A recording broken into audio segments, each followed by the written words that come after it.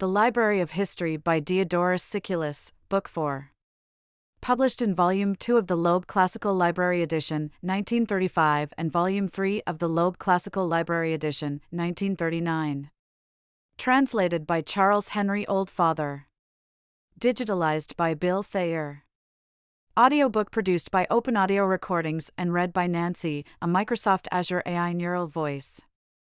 Start of Book 4. I am not unaware of the fact that those who compile the narratives of ancient mythology labor under many disadvantages in their composition. For, in the first place, the antiquity of the events they have to record, since it makes record difficult, is a cause of much perplexity to those who would compose an account of them, and again, inasmuch as any pronouncement they may make of the dates of events does not admit of the strictest kind of proof or disproof, a feeling of contempt for the narration is aroused in the mind of those who read it. Furthermore, the variety and the multitude of the heroes, demigods, and men in general whose genealogies must be set down make their recital a difficult thing to achieve, but the greatest and most disconcerting obstacle of all consists in the fact that those who have recorded the deeds and myths of the earliest times are in disagreement among themselves. For these reasons, the writers of greatest reputation among the later historians have stood aloof from the narration of the ancient mythology because of its difficulty, and have undertaken to record only the more recent events. Ephorus of Syme, for instance, a pupil of Isocrates, when he undertook to write his universal history, passed over the tales of the old mythology and commenced his history with a narration of the events which took place after the return of the Heraclidi.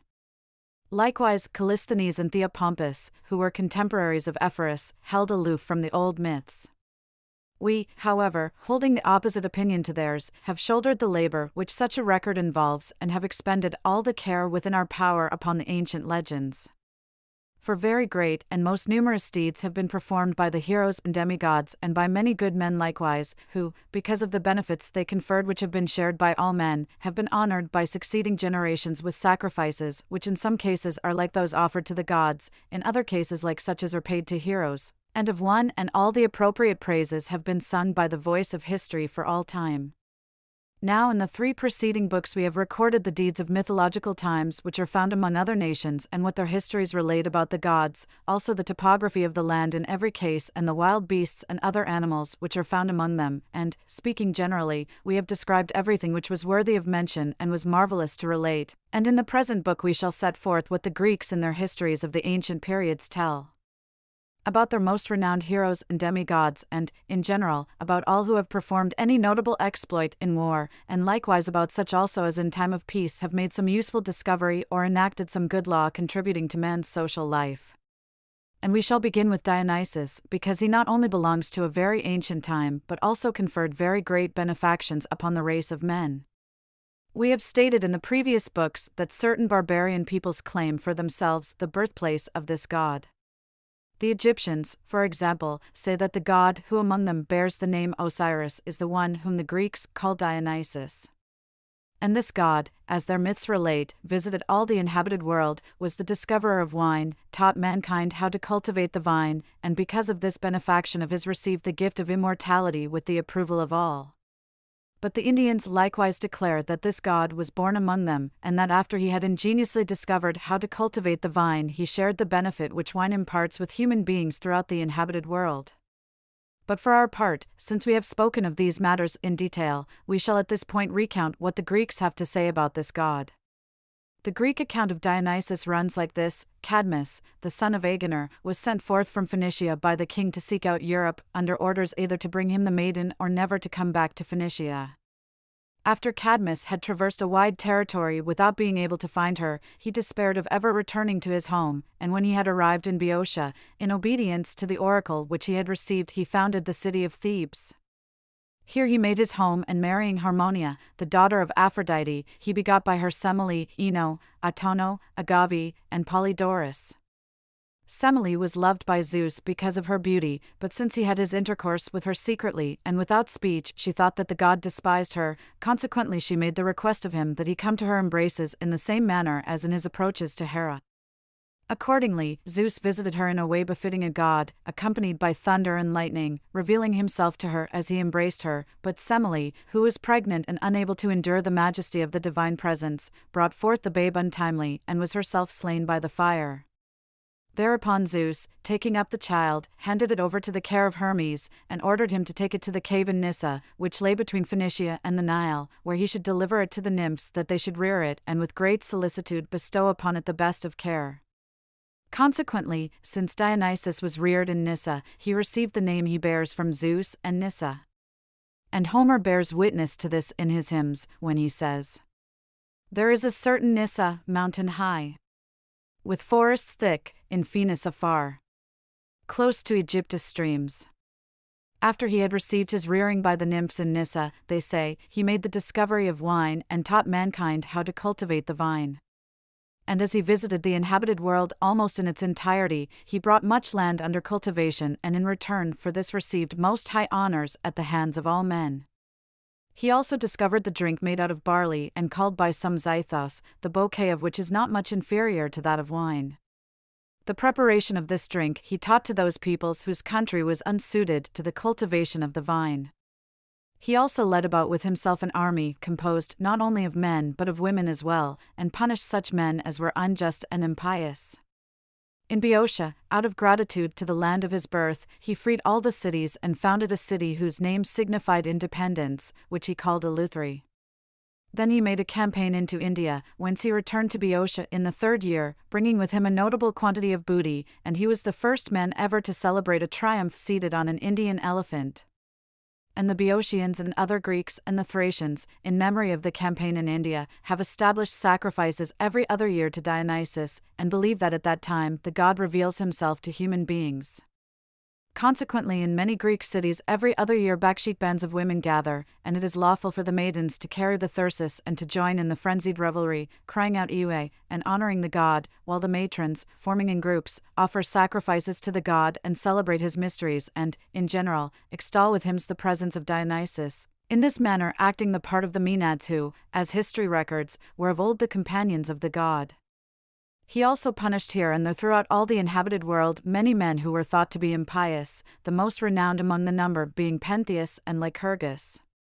And since the discovery of wine and the gift of it to human beings were the source of such great satisfaction to them, both because of the pleasure which derives from the drinking of it and because of the greater vigor which comes to the bodies of those who partake of it, it is the custom, they say, when unmixed wine is served during a meal to greet it with the words, "To the good deity."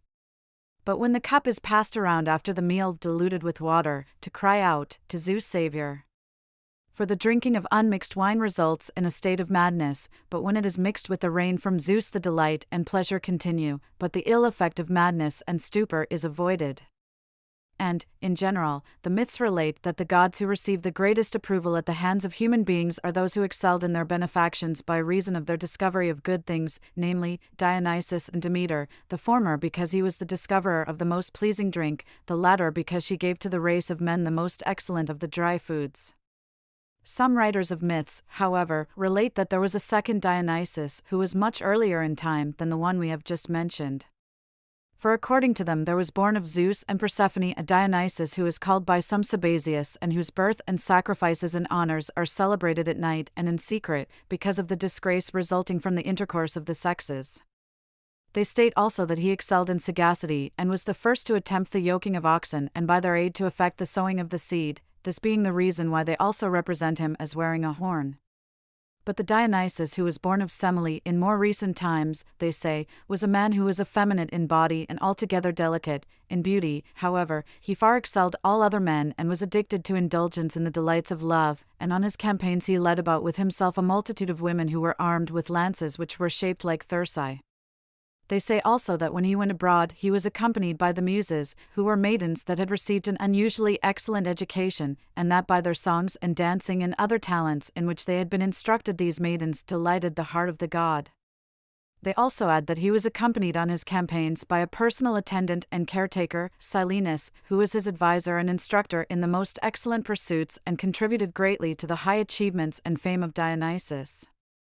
And in the battles which took place during his wars he arrayed himself in arms suitable for war and in the skins of panthers, but in assemblages and at festive gatherings in time of peace he wore garments which were bright-colored and luxurious in their effeminacy. Furthermore, in order to ward off the headaches which every man gets from drinking too much wine, he bound about his head, they report, a band, mitra, which was the reason for his receiving the name mitrophorus, and it was this headband, they say, that in later times led to the introduction of the diadem for kings. He was also called Dimtor, they relate, because the two Dionysi were born of one father, but of two mothers. The younger one also inherited the deeds of the older, and so the men of later times, being unaware of the truth and being deceived because of the identity of their names, thought there had been but one Dionysus. The narthex is also associated with Dionysus for the following reason. When wine was first discovered, the mixing of water with it had not as yet been devised, and the wine was drunk unmixed, but when friends gathered together and enjoyed good cheer, the revellers, filling themselves to abundance with the unmixed wine, became like madmen and used their wooden staves to strike one another. Consequently, since some of them were wounded and some died of wounds inflicted in vital spots, Dionysus was offended at such happenings, and though he did not decide that they should refrain from drinking the unmixed wine in abundance, because the drink gave such pleasure, he ordered them hereafter to carry a narthex and not a wooden staff. Many epithets, so we are informed, have been given him by men who have found the occasions from which they arose in the practices and customs which have become associated with him.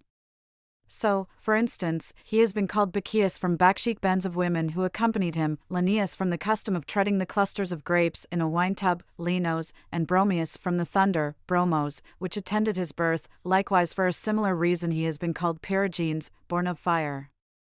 Thryambus is a name that has been given him, they say, because he was the first of those of whom we have a record to have celebrated a triumph, Thryambos, upon entering his native land after his campaign, this having been done when he returned from India with great booty. It is on a similar basis that the other appellations or epithets have been given to him, but we feel that it would be a long task to tell of them and inappropriate to the history which we are writing. He was thought to have two forms, men say, because there were two Dionysi, the ancient one having a long beard because all men in early times wore long beards, the younger one being youthful and effeminate and young, as we have mentioned before. Certain writers say, however, that it was because men who become drunk get into two states, being either joyous or sullen, that the god has been called two-formed. Satyrs also, it is reported, were carried about by him in his company and afforded the god greatest delight and pleasure in connection with their dancings and their goat-songs. And, in general, the muses who bestowed benefits and delights through the advantages which their education gave them, and the satyrs by the use of the devices which contribute to mirth, made the life of Dionysus happy and agreeable. There is general agreement also, they say, that he was the inventor of thymelic contests, and that he introduced places where the spectators could witness the shows and organized musical concerts. Furthermore, he freed from any forced contribution to the state those who had cultivated any sort of musical skill during his campaigns. And it is for these reasons that later generations have formed musical associations of the artists of Dionysus and have relieved of taxes the followers of this profession. As for Dionysus and the myths which are related about him, we shall rest content with what has been said, since we are aiming at due proportion in our account. We shall at this point discuss Priapus and the myths related about him, realizing that an account of him is appropriate in connection with the history of Dionysus. Now the ancients record in their myths that Priapus was the son of Dionysus and Aphrodite, and they present a plausible argument for this lineage, for men when under the influence of wine find the members of their bodies tense and inclined to the pleasures of love. But certain writers say that when the ancients wished to speak in their myths of the sexual organ of males, they called it Priapus. Some, however, relate that the generative member, since it is the cause of the reproduction of human beings and of their continued existence through all time, became the object of immortal honor. But Egyptians in their myths about Priapus say that in ancient times the Titans formed a conspiracy against Osiris and slew him, and then, taking his body and dividing it into equal parts among themselves, they slipped them secretly out of the house, but this organ alone they threw into the river, since no one of them was willing to take it with him. But Isis tracked down the murder of her husband, and after slaying the Titans and fashioning the several pieces of his body into the shape of a human figure, she gave them to the priests with orders that they pay Osiris the honors of a god, but since the only member she was unable to recover was the organ of sex, she commanded them to pay to it the honors of a god and to set it up in their temples in an erect position. Now this is the myth about the birth of Priapus and the honor paid to him, as it is given by the ancient Egyptians. This god is also called by some Athipholis, by others Tychon. Honors are accorded him not only in the city, in the temples, but also throughout the countryside, where men set up his statue to watch over their vineyards and gardens, and introduce him as one who punishes any who cast a spell over some fair thing which they possess. And in the sacred rites, not only of Dionysus but of practically all other gods as well, this god receives honor to some extent, being introduced in the sacrifices to the accompaniment of laughter and sport. A birth like that of Priapus is ascribed by some writers of myths to Hermaphroditus, as he has been called, who was born of Hermes and Aphrodite and received a name which is a combination of those of both his parents. Some say that this Hermaphroditus is a god and appears at certain times among men, and that he is born with a physical body which is a combination of that of a man and that of a woman, in that he has a body which is beautiful and delicate like that of a woman, but has the masculine quality and vigor of a man. But there are some who declare that such creatures of two sexes are monstrosities, and coming rarely into the world as they do have the quality of presaging the future, sometimes for evil and sometimes for good. But let this be enough for us on such matters.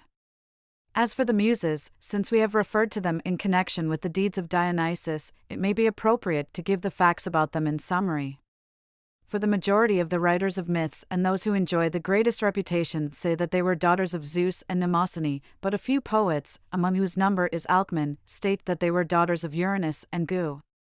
Writers similarly disagree also concerning the number of the Muses, for some say that they are 3, and others that they are 9, but the number 9 has prevailed since it rests upon the authority of the most distinguished men, such as Homer and Hesiod and others like them.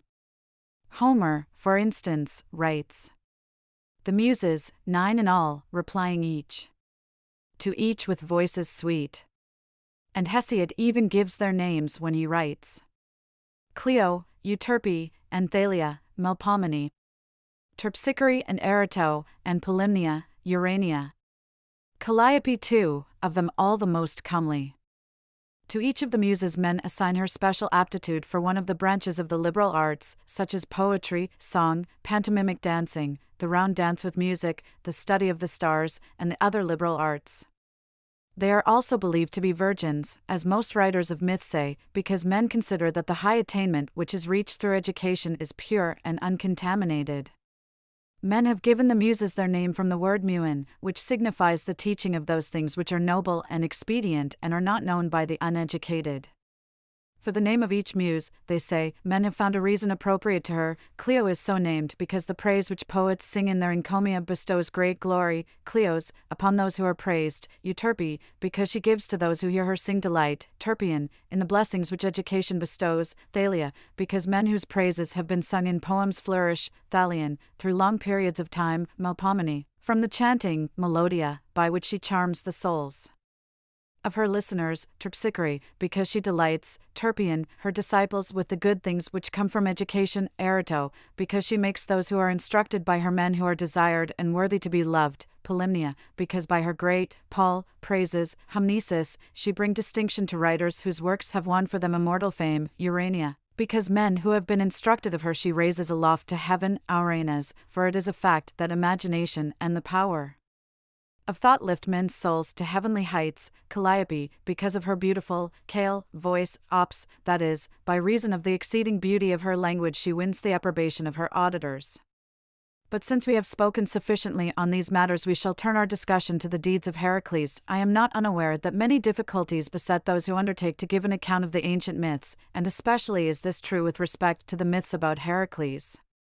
For as regards the magnitude of the deeds which he accomplished, it is generally agreed that Heracles has been handed down as one who surpassed all men of whom memory from the beginning of time has brought down an account. Consequently it is a difficult attainment to report each one of his deeds in a worthy manner and to present a record which shall be on a level with labors so great, the magnitude of which won for him the prize of immortality. Furthermore, since in the eyes of many men the very early age and astonishing nature of the facts which are related make the myths incredible, a writer is under the necessity either of omitting the greatest deeds and so detracting somewhat from the fame of the god, or of recounting them all and in so doing making the history of them incredible. For some readers set up an unfair standard and require in the accounts of the ancient myths the same exactness as in the events of our own time, and using their own life as a standard they pass judgment on those deeds the magnitude of which throw them open to doubt, and estimate the might of Heracles by the weakness of the men of our day, with the result that the exceeding magnitude of his deeds makes the account of them incredible. For, speaking generally, when the histories of myths are concerned, a man should by no means scrutinize the truth with so sharp an eye. In the theaters, for instance, though we are persuaded there have existed no centaurs who are composed of two different kinds of bodies nor any jerry ones with three bodies, we yet look with favor upon such products of the myth as these, and by our applause we enhance the honor of the god. And strange it would be that Heracles, while yet among mortal men, should by his own labors have brought under cultivation the inhabited world, and that human beings should nevertheless forget the benefactions which he rendered them generally and slander the commendation he receives for the noblest deeds. And strange that our ancestors should have unanimously accorded immortality to him because of his exceedingly great attainments, and that we should nevertheless fail to cherish and maintain for the god the pious devotion which has been handed down to us from our fathers. However, we shall leave such considerations and relate his deeds from the beginning, basing our account on those of the most ancient poets and writers of myths. This, then, is the story as it has been given us. Perseus was the son of Danae, the daughter of Acrisius, and Zeus. Now Andromeda, the daughter of Cepheus, lay with him and bore Electryon, and then Eurydice, the daughter of Pelops, married him and gave birth to Alcmene, who in turn was wooed by Zeus, who deceived her, and bore Heracles. Consequently, the sources of his descent, in their entirety, lead back, as is claimed, through both his parents to the greatest of the gods, in the manner we have shown. The prowess which was found in him was not only to be seen in his deeds, but was also recognized even before his birth. For when Zeus lay with Alcmene, he made the night 3 times its normal length, and by the magnitude of the time expended on the procreation, he presaged the exceptional might of the child which would be begotten. And, in general, he did not effect this union from the desire of love, as he did in the case of other women, but rather only for the sake of procreation. Consequently, desiring to give legality to his embraces, he did not choose to offer violence to Alcmene, and yet he could not hope to persuade her because of her chastity, and so, deciding to use deception, he deceived Alcmene by assuming in every respect the shape of Amphitryon. When the natural time of pregnancy had passed, Zeus, whose mind was fixed upon the birth of Heracles, announced in advance in the presence of all the gods that it was his intention to make the child who should be born that day king over the descendants of Perseus, whereupon Hera, who was filled with jealousy, using as her helper Eileithyia her daughter, checked the birth pains of Alcmene and brought Eurystheus forth to the light before his full time.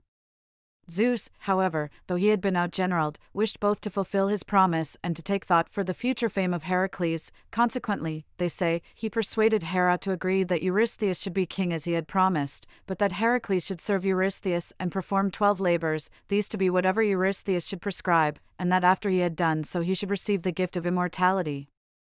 After Alcmene had brought forth the babe, fearful of Hera's jealousy, she exposed it at a place which to this time is called after him the Field of Heracles. Now at this very time Athena, approaching the spot in the company of Hera and being amazed at the natural vigor of the child, persuaded Hera to offer it the breast. But when the boy tugged upon her breast with greater violence than would be expected at his age, Hera was unable to endure the pain and cast the babe from her, whereupon Athena took it to its mother and urged her to rear it. And anyone may well be surprised at the unexpected turn of the affair, for the mother whose duty it was to love her own offspring was trying to destroy it, while she who cherished towards it a stepmother's hatred, in ignorance saved the life of one who was her natural enemy. After this, Hera sent 2 serpents to destroy the babe, but the boy, instead of being terrified, gripped the neck of a serpent in each hand and strangled them both. Consequently, the inhabitants of Argos, on learning of what had taken place, gave him the name Heracles because he had gained glory, Kleos, by the aid of Hera, although he had formerly been called Alcaeus. Other children are given their names by their parents, this one alone gained his name by his valor. After this time Amphitryon was banished from Tiryns and changed his residence to Thebes, and Heracles, in his rearing and education and especially in the thorough instruction which he received in physical exercises, came to be the first by far in bodily strength among all the rest and famed for nobility of spirit. Indeed, while he was still a youth in age he first of all restored the freedom of Thebes, returning in this way to the city, as though it were the place of his birth, the gratitude which he owed it. For though the Thebans had been made subject to Erginus, the king of the Minyans, and were paying him a fixed yearly tribute, Heracles was not dismayed at the superior power of these overlords, but had the courage to accomplish a deed of fame. Indeed, when the agents of the Minyans appeared to require the tribute and were insolent in their exactions, Heracles mutilated them and then expelled them from the city. Erginus then demanded that the guilty party be handed over to him, and Creon, the king of the Thebans, dismayed at the great power of Erginus, was prepared to deliver the man who was responsible for the crime complained of. Heracles, however, persuading the young men of his age to strike for the freedom of their fatherland, took out of the temples the suits of armor which had been affixed to their walls, dedicated to the gods by their forefathers as spoil from their wars, for there was not to be found in the city any arms in the hands of a private citizen, the minions having stripped the city of its arms in order that the inhabitants of Thebes might not entertain any thought of revolting from them. And when Heracles learned that Erginus, the king of the Minions, was advancing with troops against the city, he went out to meet him in a certain narrow place, whereby he rendered the multitude of the hostile force of no avail, killed Erginus himself, and slew practically all the men who had accompanied him. Then appearing unawares before the city of the Orchomenians and slipping in at their gates, he both burned the palace of the Minions and razed the city to the ground. After this deed had been noised about throughout the whole of Greece, and all men were filled with wonder at the unexpected happening, Creon the king, admiring the high achievement of the young man, united his daughter Megra in marriage to him and entrusted him with the affairs of the city as though he were his lawful son. But Eurystheus, who was ruler of Argolis, viewing with suspicion the growing power of Heracles, summoned him to his side and commanded him to perform labors.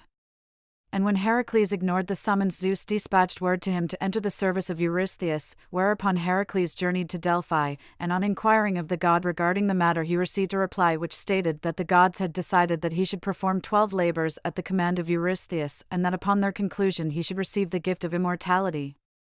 At such a turn of affairs Heracles fell into despondency of no ordinary kind, for he felt that servitude to an inferior was a thing which his high achievements did not deserve, and yet he saw that it would be hurtful to himself and impossible not to obey Zeus, who was his father as well. While he was thus greatly at a loss, Hera sent upon him a frenzy, and in his vexation of soul he fell into a madness. As the affliction grew on him he lost his mind and tried to slay Iolaus, and when Iolaus made his escape but his own children by Megra were nearby, he shot his bow and killed them under the impression that they were enemies of his. When he finally recovered from his madness and recognized the mistake he had made through a misapprehension, he was plunged in grief over the magnitude of the calamity. And while all extended him sympathy and joined in his grief, for a long while he stayed inactive at home, avoiding any association or meeting with men. At last, however, time assuaged his grief, and making up his mind to undergo the dangers he made his appearance at the court of Eurystheus. The first labor which he undertook was the slaying of the lion in Nemea. This was a beast of enormous size, which could not be wounded by iron or bronze or stone and required the compulsion of the human hand for his subduing. It passed the larger part of its time between Mycenae and Nemea, in the neighborhood of a mountain which was called Tretus from a peculiarity which it possessed, for it had a cleft at its base which extended clean through it and in which the beast was accustomed to lurk. Heracles came to the region and attacked the lion, and when the beast retreated into the cleft, after closing up the other opening he followed in after it and grappled with it, and winding his arms about its neck choked it to death. The skin of the lion he put about himself, and since he could cover his whole body with it because of its great size, he had in it a protection against the perils which were to follow.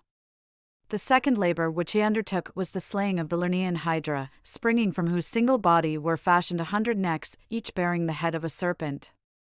And when one head was cut off, the place where it was severed put forth 2 others. For this reason it was considered to be invincible, and with good reason, since the part of it which was subdued sent forth a 2-fold assistance in its place. Against a thing so difficult to manage as this Heracles devised an ingenious scheme and commanded Iolaus to sear with a burning brand the part which had been severed, in order to check the flow of the blood. So when he had subdued the animal by this means he dipped the heads of his arrows in the venom, in order that when the missile should be shot the wound which the point made might be incurable.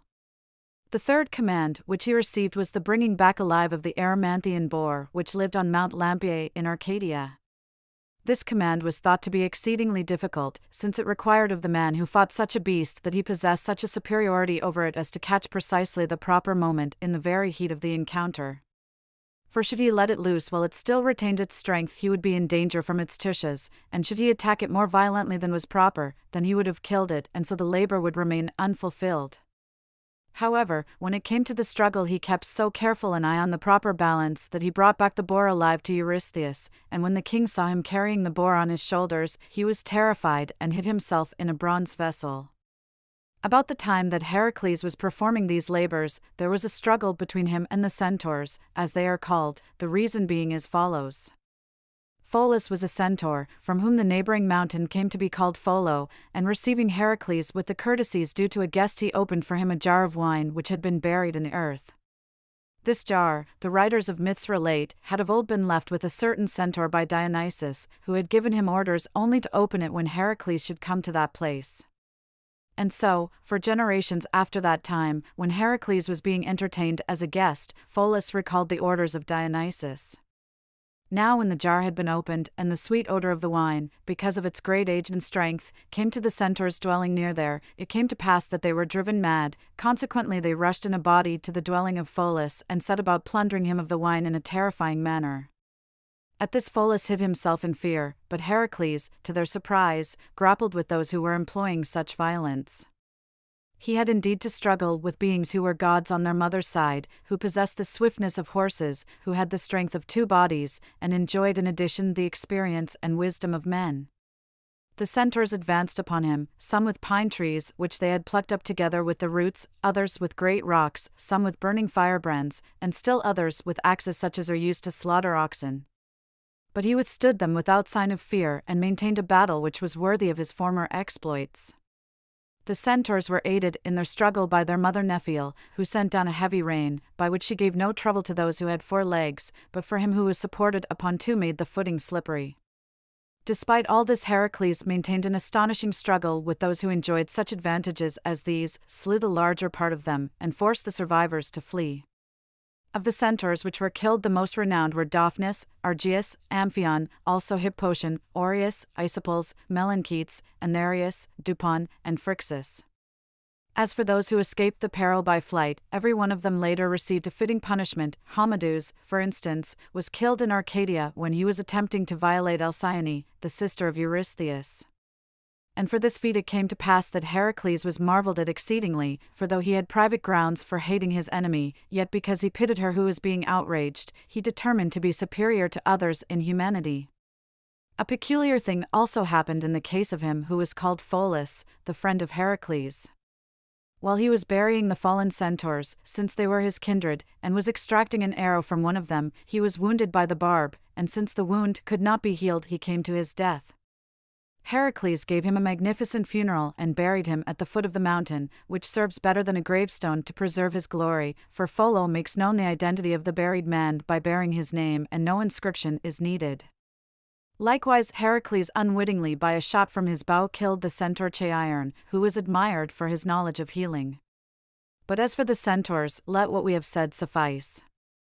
The next command which Heracles received was the bringing back of the hart, which had golden horns and excelled in swiftness of foot. In the performance of this labor his sagacity stood him in not less stead than his strength of body. For some say that he captured it by the use of nets, others that he tracked it down and mastered it while it was asleep, and some that he wore it out by running it down. One thing is certain, that he accomplished this labor by sagacity of mind, without the use of force and without running any perils. Heracles then received a command to drive the birds out of the Stymphalian lake, and he easily accomplished the labor by means of a device of art and by ingenuity. The lake abounded, it would appear, with a multitude of birds without telling, which destroyed the fruits of the country round about. Now it was not possible to master the animals by force, because of the exceptional multitude of them, and so the deed called for ingenuity in cleverly discovering some device. Consequently, he fashioned a bronze rattle whereby he made a terrible noise and frightened the animals away, and furthermore, by maintaining a continual din, he easily forced them to abandon their siege of the place and cleansed the lake of them. Upon the performance of this labor, he received a command from Eurystheus to cleanse the stables of Augeas, and to do this without the assistance of any other man. These stables contained an enormous mass of dung which had accumulated over a great period, and it was a spirit of insult which induced Eurystheus to lay upon him the command to clean out this dung. Heracles declined as unworthy of him to carry this out upon his shoulders, in order to avoid the disgrace which would follow upon the insulting command, and so, turning the course of the Alpheus River, as it is called, into the stables and cleansing them by means of the stream, he accomplished labor in a single day, and without suffering any insult.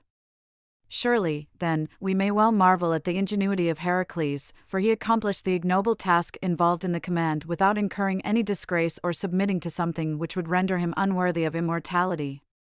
The next labor which Heracles undertook was to bring back from Crete the bull of which, they say, Pasiphae had been enamored, and sailing to the island he secured the aid of Minos the king and brought it back to Peloponnesus, having voyaged upon its back over so wide an expanse of sea.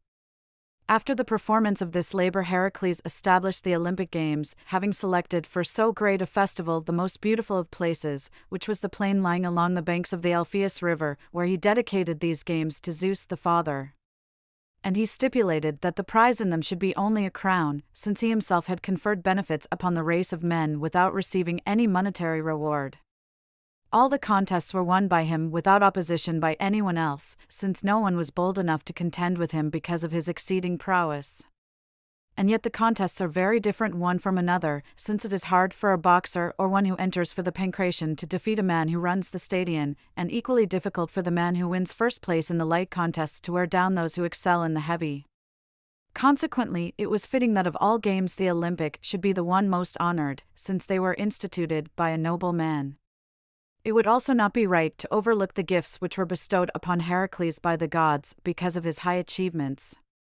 For instance, when he returned from the wars to devote himself to both relaxations and festivals, as well as to feasts and contests, each one of the gods honored him with appropriate gifts, Athena with a robe, Hephaestus with a war club and coat of mail, these two gods vying with one another in accordance with the arts they practiced, the one with an eye to the enjoyment and delight afforded in times of peace, the other looking to his safety amid the perils of war. As for the other gods, Poseidon presented him with horses, Hermes with a sword, Apollo gave him a bow and arrows and taught him their use, and Demeter instituted the lesser mysteries in honor of Heracles, that she might purify him of the guilt he had incurred in the slaughter of the centaurs. A peculiar thing also came to pass in connection with the birth of this god. The first mortal woman, for instance, with whom Zeus lay was Niobe, the daughter of Phoreneus, and the last was Alcmene, who, as the writers of myths state in their genealogies, was the 16th lineal descendant from Niobe. It appears, then, that Zeus began to beget human beings with the ancestors of Alcmene and ceased with her, that is, he stopped with her his intercourse with mortal women, since he had no hope that he would beget in after times one who would be worthy of his former children and was unwilling to have the better followed by the worse. After this, when the giants about Pallene chose to begin the war against the immortals, Heracles fought on the side of the gods, and slaying many of the sons of earth he received the highest approbation. For Zeus gave the name of Olympian only to those gods who had fought by his side, in order that the courageous, by being adorned by so honorable a title, might be distinguished by this designation from the coward, and of those who were born of mortal women he considered only Dionysus and Heracles worthy of this name, not only because they had Zeus for their father, but also because they had avowed the same plan of life as he and conferred great benefits upon the life of men. And Zeus, when Prometheus had taken fire and given it to men, put him in chains and set an eagle at his side which devoured his liver. But when Heracles saw him suffering such punishment because of the benefit which he had conferred upon men, he killed the eagle with an arrow, and then persuading Zeus to cease from his anger he rescued him who had been the benefactor of all. The next labor which Heracles undertook was the bringing back of the horses of Diomedes, the Thracian.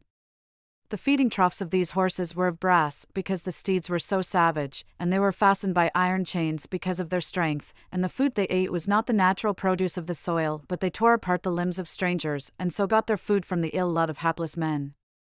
Heracles, in order to control them, threw to them their master Diomedes, and when he had satisfied the hunger of the animals by means of the flesh of the man who had taught them to violate human law in this fashion, he had them under his control. And when the horses were brought to Eurystheus he consecrated them to Hera, and in fact their breed continued down to the reign of Alexander of Macedon.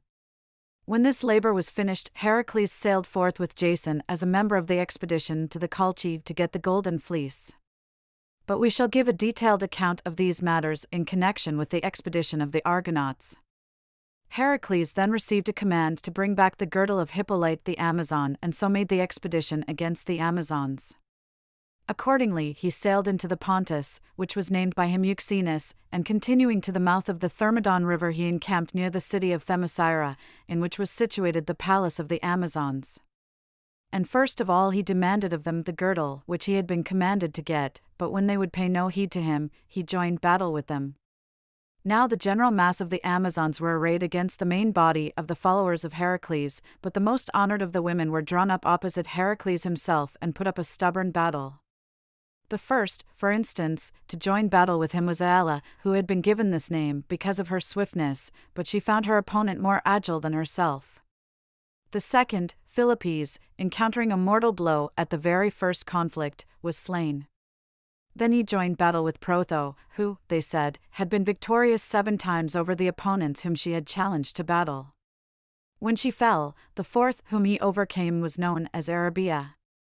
She had boasted that because of the manly bravery which she displayed in contests of war she had no need of anyone to help her, but she found her claim was false when she encountered her better. The next, Celaeno, Eurybia, and Phoebe, who were companions of Artemis in the hunt and whose spears found their mark invariably, did not even graze the single target, but in that fight they were one and all cut down as they stood shoulder to shoulder with each other. After them Deianira, Asteria and Marp, and Tecmessa and Alcippe were overcome. The last named had taken a vow to remain a maiden, and the vow she kept, but her life she could not preserve. The commander of the Amazons, Melanippe, who was also greatly admired for her manly courage, now lost her supremacy. And Heracles, after thus killing the most renowned of the Amazons, and forcing the remaining multitude to turn in flight, cut down the greater number of them, so that the race of them was utterly exterminated. As for the captives, he gave Antiope as a gift to Theseus and set Melanippe free, accepting her girdle as her ransom. Eurystheus then enjoined upon him as a 10th labor the bringing back of the cattle of Geryones, which pastured in the parts of Iberia which sloped towards the ocean. And Heracles, realizing that this task called for preparation on a large scale and involved great hardships, gathered a notable armament and a multitude of soldiers such as would be adequate for this expedition. For it had been noised abroad throughout all the inhabited world that Chrysaor, who received this appellation because of his wealth, was king over the whole of Iberia, and that he had 3 sons to fight at his side, who excelled in both strength of body and the deeds of courage which they displayed in contests of war. It was known, furthermore, that each of these sons had at his disposal great forces which were recruited from warlike tribes. It was because of these reports that Eurystheus, thinking any expedition against these men would be too difficult to succeed, had assigned to Heracles the labor just described. But Heracles met the perils with the same bold spirit which he had displayed in the deeds which he had performed up to this time. His forces he gathered and brought to Crete, having decided to make his departure from that place, for this island is especially well situated for expeditions against any part of the inhabited world. Before his departure he was magnificently honored by the natives, and wishing to show his gratitude to the Cretans he cleansed the island of the wild beasts which infested it. And this is the reason why in later times not a single wild animal, such as a bear, or wolf, or serpent, or any similar beast, was to be found on the island. This deed he accomplished for the glory of the island, which, the myths relate, was both the birthplace and the early home of Zeus. Setting sail, then, from Crete, Heracles put in at Libya, and first of all he challenged to a fight Antaeus, whose fame was noised abroad because of his strength of body and his skill in wrestling, and because he was wont to put to death all strangers whom he had defeated in wrestling, and grappling with him Heracles slew the giant. Following up this great deed, he subdued Libya, which was full of wild animals, and large parts of the adjoining desert, and brought it all under cultivation, so that the whole land was filled with plowed fields and such plantings in general as bear fruit, much of it being devoted to vineyards and much to olive orchards, and, speaking generally, Libya, which before that time had been uninhabitable because of the multitude of the wild beasts which infested the whole land, was brought under cultivation by him and made inferior to no other country in point of prosperity.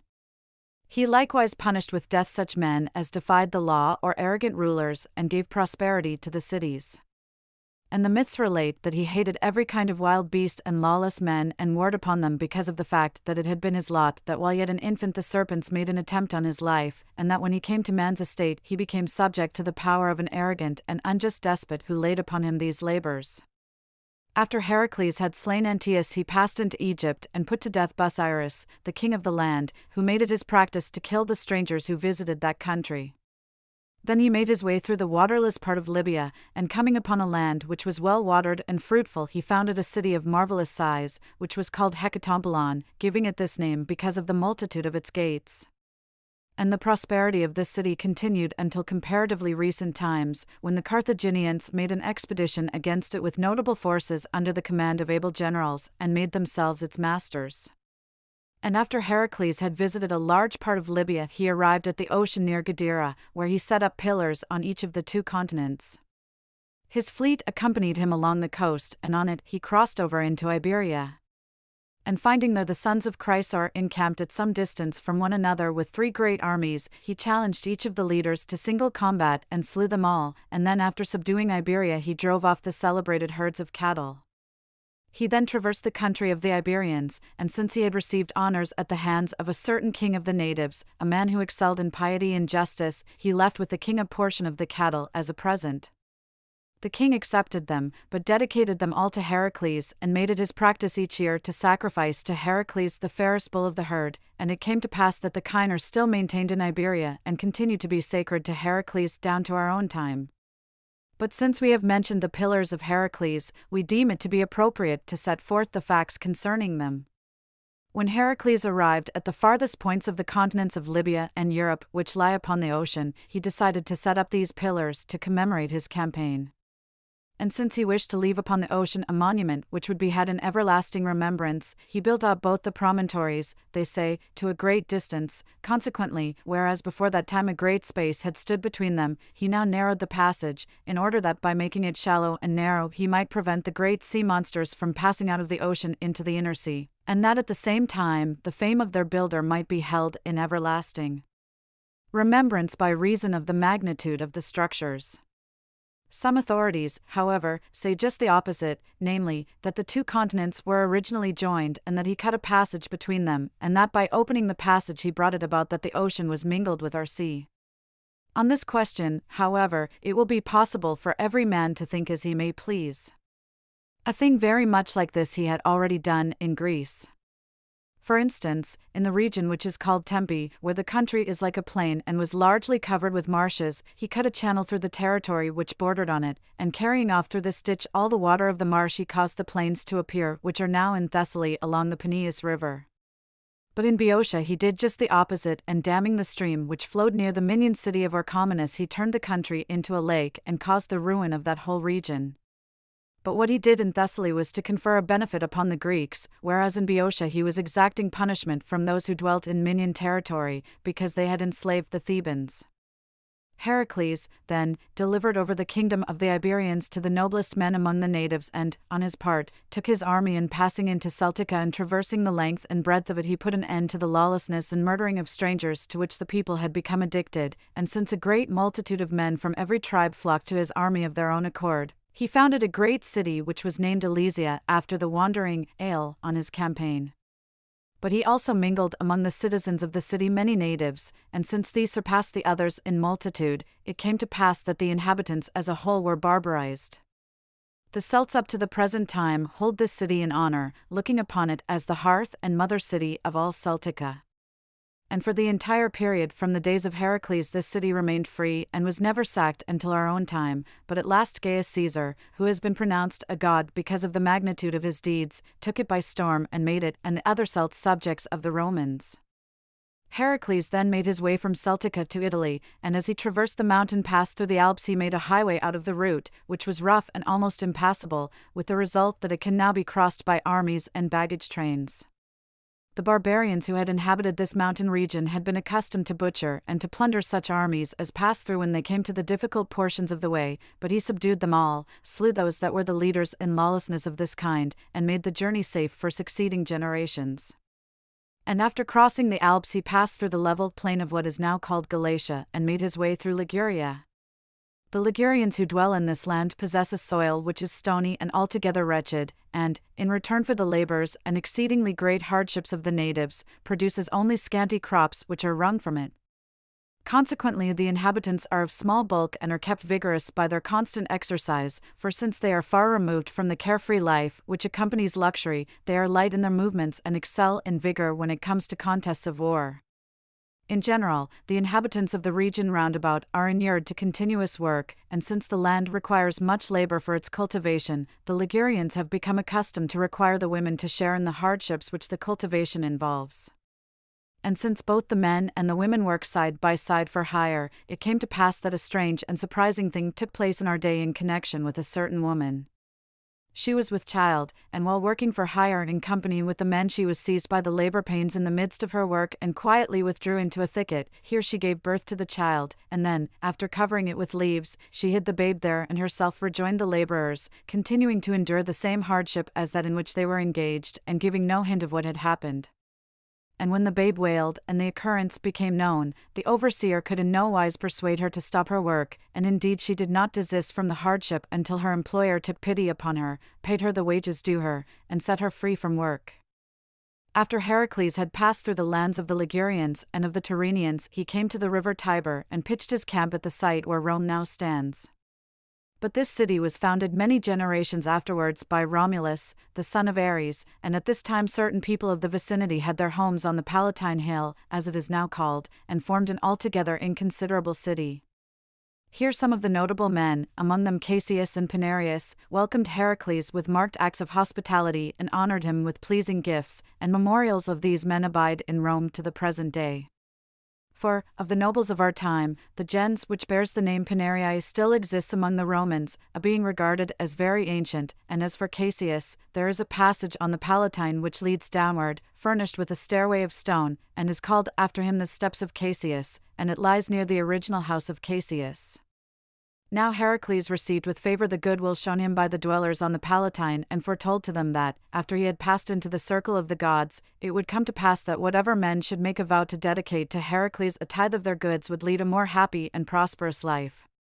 And in fact this custom did arise in later times and has persisted to our own day, for many Romans, and not only those of moderate fortunes but some even of great wealth, who have taken a vow to dedicate a tenth to Heracles and have thereafter become happy and prosperous, have presented him with a tenth of their possessions, which came to 4,000 talents. Lucullus, for instance, who was perhaps the wealthiest Roman of his day, had his estate appraised and then offered a full tenth of it to the god, thus providing continuous feastings and expensive ones withal. Furthermore, the Romans have built to this god a notable temple on the bank of the Tiber, with the purpose of performing in it the sacrifices from the proceeds of the tithe. Heracles then moved on from the Tiber, and as he passed on the coast of what now bears the name of Italy he came to the Crimean plain. Here, the myths relate, there were men of outstanding strength, the fame of whom had gone abroad for lawlessness, and they were called giants. This plain was called Phlegrean, fiery, from the mountain which of old spouted forth a huge fire as Etna did in Sicily. At this time, however, the mountain is called Vesuvius and shows many signs of the fire which once raged in those ancient times. Now the giants, according to the account, on learning that Heracles was at hand, gathered in full force and drew themselves up in battle order against him. The struggle which took place was a wonderful one, in view of both the strength and the courage of the giants, but Heracles, they say, with the help of the gods who fought on his side, gained the upper hand in the battle, slew most of the giants, and brought the land under cultivation. The myths record that the giants were sons of the earth because of the exceedingly great size of their bodies.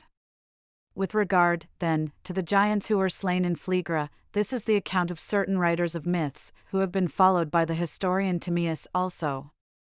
From the Phlegrean plain Heracles went down to the sea, where he constructed works about the lake, which bears the name Lake of Avernus and is held sacred to Persephone.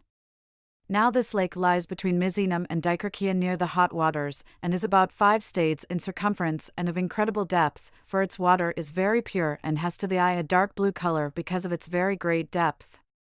And the myths record that in ancient times there had been on its shores an oracle of the dead which, they say, was destroyed in later days.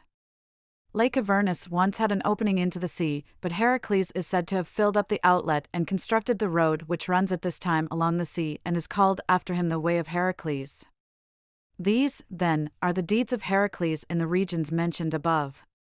And moving on from there he came to a certain rock in the country of the people of Poseidonia, where the myths relate that a peculiar and marvelous thing once took place. There was, that is, among the natives of the region a certain hunter, the fame of whom had gone abroad because of his brave exploits in hunting. On former occasions it had been his practice to dedicate to Artemis the heads and feet of the animals he secured and to nail them to the trees, but once, when he had overpowered a huge wild boar, he said, as though in contempt of the goddess, "The head of the beast I dedicate to myself," and bearing out these words he hung the head on a tree, and then, the atmosphere being very warm, at midday he fell asleep. And while he was thus asleep the thong broke, and the head fell down of itself upon the sleeper and killed him. And in truth, there is no reason why anyone should marvel at this happening, for many actual occurrences are recorded which illustrate the vengeance this goddess takes upon the impious. But in the case of Heracles his piety was such that the opposite happened to him. For when he had arrived at the border between Rhegium and Locris and lay down to rest after his wearying journey, they say that he was disturbed by the crickets, and that he prayed to the gods that the creatures which were disturbing him might disappear, whereupon the gods granted his petition, and not only did his prayer cause the insects to disappear for the moment, but in all later times as well not a cricket has ever been seen in the land. When Heracles arrived at the strait where the sea is narrowest, he had the cattle taken over into Sicily, but as for himself, he took hold of the horn of a bull and swam across the passage, the distance between the shores being 13 stades, as Timaeus says. Upon his arrival in Sicily Heracles desired to make the circuit of the entire island and so set out from Pelorias in the direction of Eryx. While passing along the coast of the island, the myths relate, the nymphs caused warm baths to gush forth so that he might refresh himself after the toil sustained in his journeying. There are 2 of these, called respectively Hymeria and Aegistia, each of them having its name from the place where the baths are.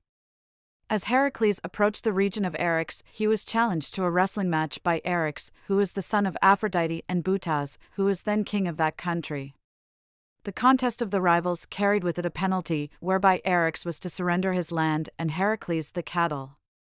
Now at first Eryx was displeased at such terms, maintaining that the cattle were of far less value as compared with the land, but when Heracles in answer to his arguments showed that if he lost the cattle he would likewise lose his immortality, Eryx agreed to the terms, and wrestling with him was defeated and lost his land. Heracles turned the land over to the natives of the region, agreeing with them that they should gather the fruits of it until one of his descendants should appear among them and demand it back, and this actually came to pass. For in fact, many generations later Dorius the Lacedaemonian came to Sicily, and taking back the land founded the city of Heraclea. Since the city grew rapidly, the Carthaginians, being jealous of it and also afraid that it would grow stronger than Carthage and take from the Phoenicians their sovereignty, came up against it with a great army, took it by storm, and razed it to the ground. But this affair we shall discuss in detail in connection with the period in which it falls. While Heracles was making the circuit of Sicily at this time he came to the city which is now Syracuse, and on learning what the myth relates about the rape of Kore he offered sacrifices to the goddesses on a magnificent scale. And after dedicating to her the fairest bull of his herd and casting it in the spring Cyane he commanded the natives to sacrifice each year to Kore and to conduct at Cyane a festive gathering and a sacrifice in splendid fashion. He then passed with his cattle through the interior of the island, and when the native Sicani opposed him in great force, he overcame them in a notable battle and slew many of their number, among whom, certain writers of myths relate, were also some distinguished generals who received the honors accorded to heroes even to this day, such as Lycaspis, Pediocrates, Buphones, Glycidas, Bitias, and Critidas.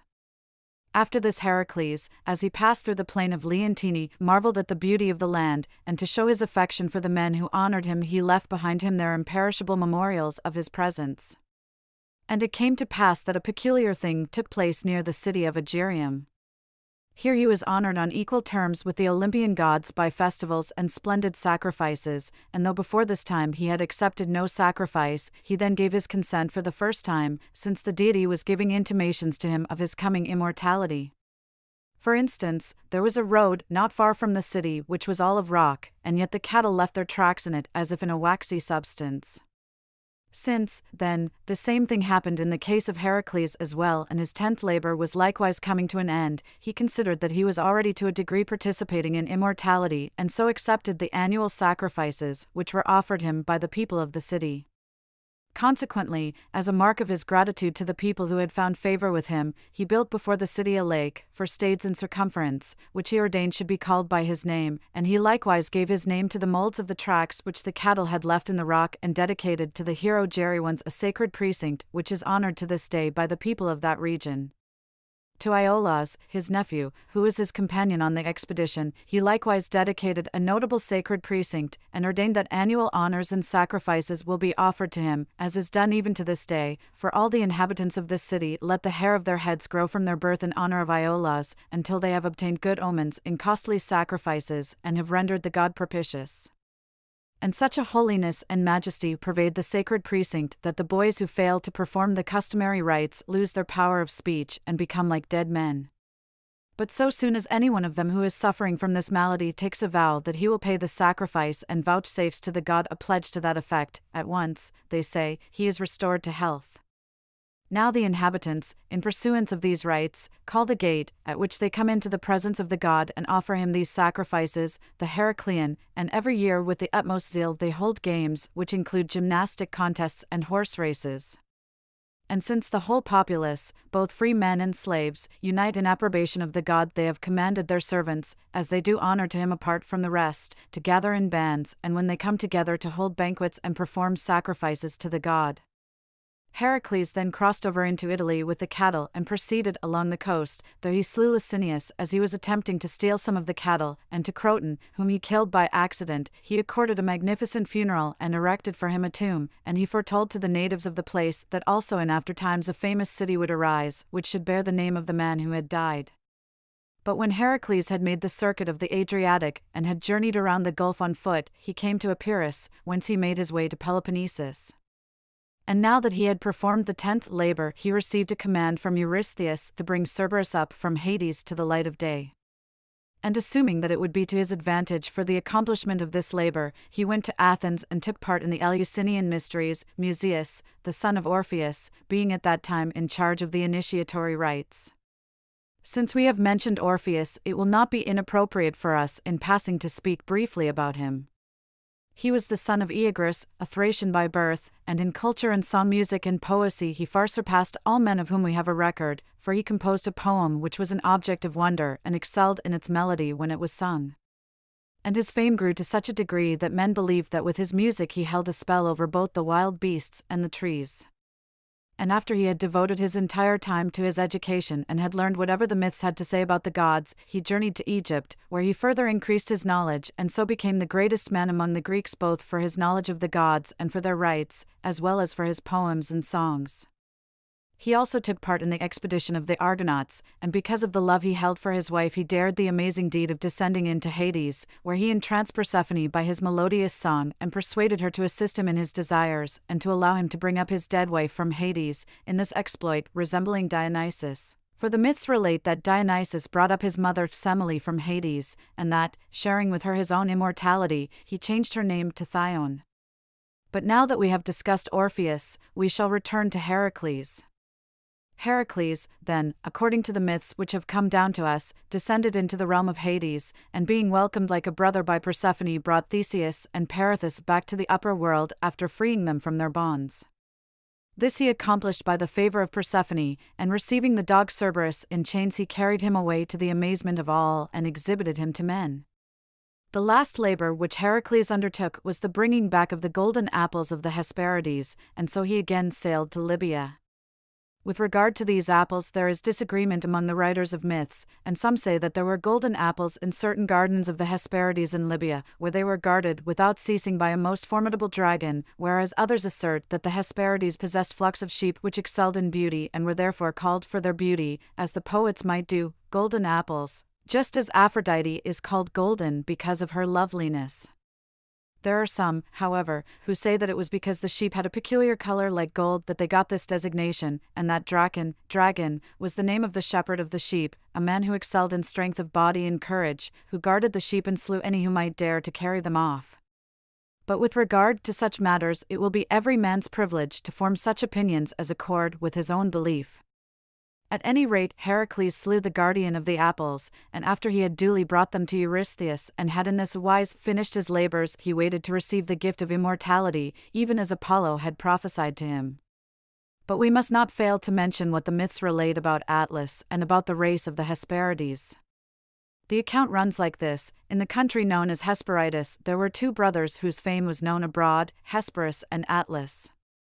These brothers possessed flocks of sheep which excelled in beauty and were in color of a golden yellow, this being the reason why the poets, in speaking of these sheep as Mela, called them golden Mela. Now Hesperus begot a daughter named Hesperus, whom he gave in marriage to his brother, and after whom the land was given the name Hesperides, and Atlas begot by her 7 daughters, who were named after their father Atlantides, and after their mother, Hesperides. And since these Atlantides excelled in beauty and chastity, Busiris the king of the Egyptians, the account says, was seized with desire to get the maidens into his power, and consequently he dispatched pirates by sea with orders to seize the girls and deliver them into his hands. About this time Heracles, while engaged in the performance of his last labor, slew in Libya Antaeus, who was compelling all strangers to wrestle with him, and upon Busiris in Egypt, who was sacrificing to Zeus the strangers who visited his country, he inflicted the punishment which he deserved. After this Heracles sailed up the Nile into Ethiopia, where he slew Amathion, the king of the Ethiopians, who made battle with him unprovoked, and then returned to the completion of his last labor. Meanwhile, the pirates had seized the girls while they were playing in a certain garden and carried them off, and fleeing swiftly to their ships had sailed away with them.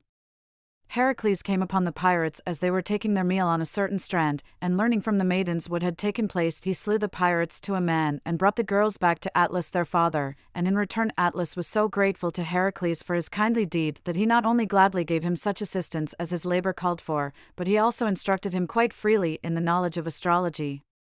For Atlas had worked out the science of astrology to a degree surpassing others, and had ingeniously discovered the spherical nature of the stars, and for that reason was generally believed to be bearing the entire firmament upon his shoulders. Similarly, in the case of Heracles, when he had brought to the Greeks the doctrine of the sphere, he gained great fame, as if he had taken over the burden of the firmament which Atlas had borne, since men intimated in this enigmatic way what had actually taken place. While Heracles was busied with the matters just described, the Amazons, they say, of whom there were some still left in the region of the Thermodon River, gathered in a body and set out to get revenge upon the Greeks for what Heracles had done in his campaign against them. They were especially eager to punish the Athenians because Theseus had made a slave of Antiope, the leader of the Amazons, or, as others write, of Hippolyte. The Scythians had joined forces with the Amazons, and so it came about that a notable army had been assembled, with which the leaders of the Amazons crossed the Cimmerian Bosporus and advanced through Thrace. Finally, they traversed a large part of Europe and came to Attica, where they pitched their camp in what is at present called after them the Amazonium. When Theseus learned of the oncoming of the Amazons, he came to the aid of the forces of his citizens, bringing with him the Amazon Antiope, by whom he already had a son Hippolytus. Theseus joined battle with the Amazons, and since the Athenians surpassed them in bravery, he gained the victory, and of the Amazons who opposed him, some he slew at the time and the rest he drove out of Attica. And it came to pass that Antiope, who was fighting at the side of her husband Theseus, distinguished herself in the battle and died fighting heroically. The Amazons who survived renounced their ancestral soil and returned with the Scythians into Scythia and made their homes among that people. But we have spoken enough about the Amazons, and shall return to the deeds of Heracles. After Heracles had performed his labors, the god revealed to him that it would be well if, before he passed into the company of the gods, he should dispatch a colony to Sardinia and make the sons who had been born to him by the daughters of Thespius the leaders of the settlement, and so he decided to send his nephew Iolaus with the boys, since they were still quite young. Now it seems to us indispensable that we should speak first of the birth of the boys, in order that we may be able to set forth more clearly what is to be said about the colony. Thespius was by birth a distinguished man of Athens and son of Erechtheus, and he was king of the land which bears his name and begot by his wives, of whom he had a great number, 50 daughters. And when Heracles was still a boy, but already of extraordinary strength of body, the king strongly desired that his daughters should bear children by him. Consequently, he invited Heracles to a sacrifice, and after entertaining him in brilliant fashion, he sent his daughters one by one into him, and Heracles lay with them all, brought them all with child, and so became the father of 50 sons. These sons all took the same name after the daughters of Thespius, and when they had arrived at manhood, Heracles decided to send them to Sardinia to found a colony, as the oracle had commanded. And since the expedition was under the general command of Iolaus, who had accompanied Heracles on practically all of his campaigns, the latter entrusted him with the care of the Thespiadae and the planting of the colony. Of the 50 boys, 2 continued to dwell in Thebes, their descendants, they say, being honored even to the present day, and 7 in Thespi, where they are called Demuchi, and where their descendants, they say, were the chief men of the city until recent times. All the other Thespiadi, and many more who wished to join in the founding of the colony Iolaus, took with him and sailed away to Sardinia. Here he overcame the natives in battle and divided the fairest part of the island into allotments, especially the land which was a level plain and is called to this day Ioleum. When he had brought the land under cultivation and planted it with fruit-bearing trees, he made of the island an object of contention. For instance, it gained such fame for the abundance of its fruits that at a later time the Carthaginians, when they had grown powerful, desired the island and faced many struggles and perils for possession of it. But we shall write of these matters in connection with the period to which they belong. At the time we are considering, Iolaus established the colony, and summoning Daedalus from Sicily, he built through him many great works, which stand to this day, and are called Daedalia, after their builder. He also had large and expensive gymnasia constructed and established courts of justice and the other institutions which contribute to the prosperity of a state. Furthermore, Iolaus named the folk of the colony Ioliais, calling them after himself, the Thespiadi consenting to this and granting to him this honor as to a father. In fact, his regard for them led them to entertain such a kindly feeling towards him that they bestowed upon him as a title the appellation usually given to the progenitor of a people. Consequently, those who in later times offer sacrifices to this god address him as Father Iolaus, as the Persians do when they address Cyrus. After this, Iolaus, on his return to Greece, sailed over to Sicily and spent a considerable time on that island. And at this time several of those who were visiting the island in his company remained in Sicily because of the beauty of the land, and uniting with the Sicani they settled in the island, being especially honored by the natives. Iolaus also received a great welcome, and since he conferred benefits upon many men, he was honored in many of the cities with sacred precincts and with such distinctions as are accorded to heroes. And a peculiar and astonishing thing came to pass in connection with this colony in Sardinia. For the god had told them in an oracle that all who joined in this colony and their descendants should continually remain free men forevermore, and the event in their case has continued to be in harmony with the oracle even to our own times.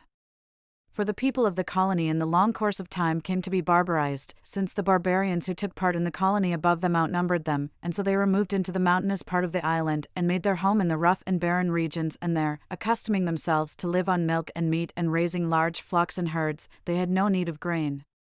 They also built themselves underground dwellings, and by spending their lives in such dugout homes they avoided the perils which wars entail.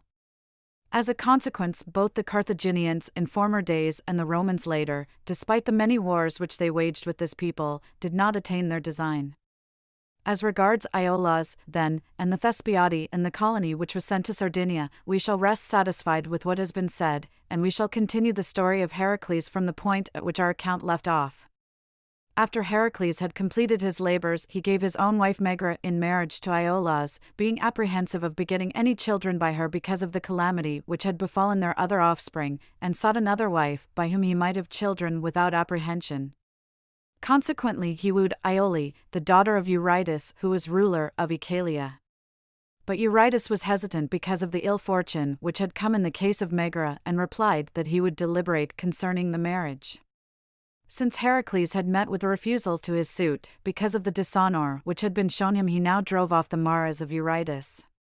But Iphitus, the son of Eurytus, harbored suspicions of what had been done and came to Tiryns in search of the horses, whereupon Heracles, taking him up on a lofty tower of the castle, asked him to see where they were by chance grazing anywhere, and when Iphitus was unable to discover them, he claimed that Iphitus had falsely accused him of the theft and threw him down headlong from the tower. Because of his murder of Iphitus, Heracles was attacked by a disease, and coming to Neleus at Pylos he besought him to purify him of the blood guilt. Thereupon Neleus took counsel with his sons and found that all of them, with the exception of Nestor who was the youngest, agreed in advising him that he should not undertake the rite of purification. Heracles then went to Deiphobus, the son of Hippolytus, and prevailing upon him was given the rite of purification, but being still unable to rid himself of the disease he inquired of Apollo how to heal it.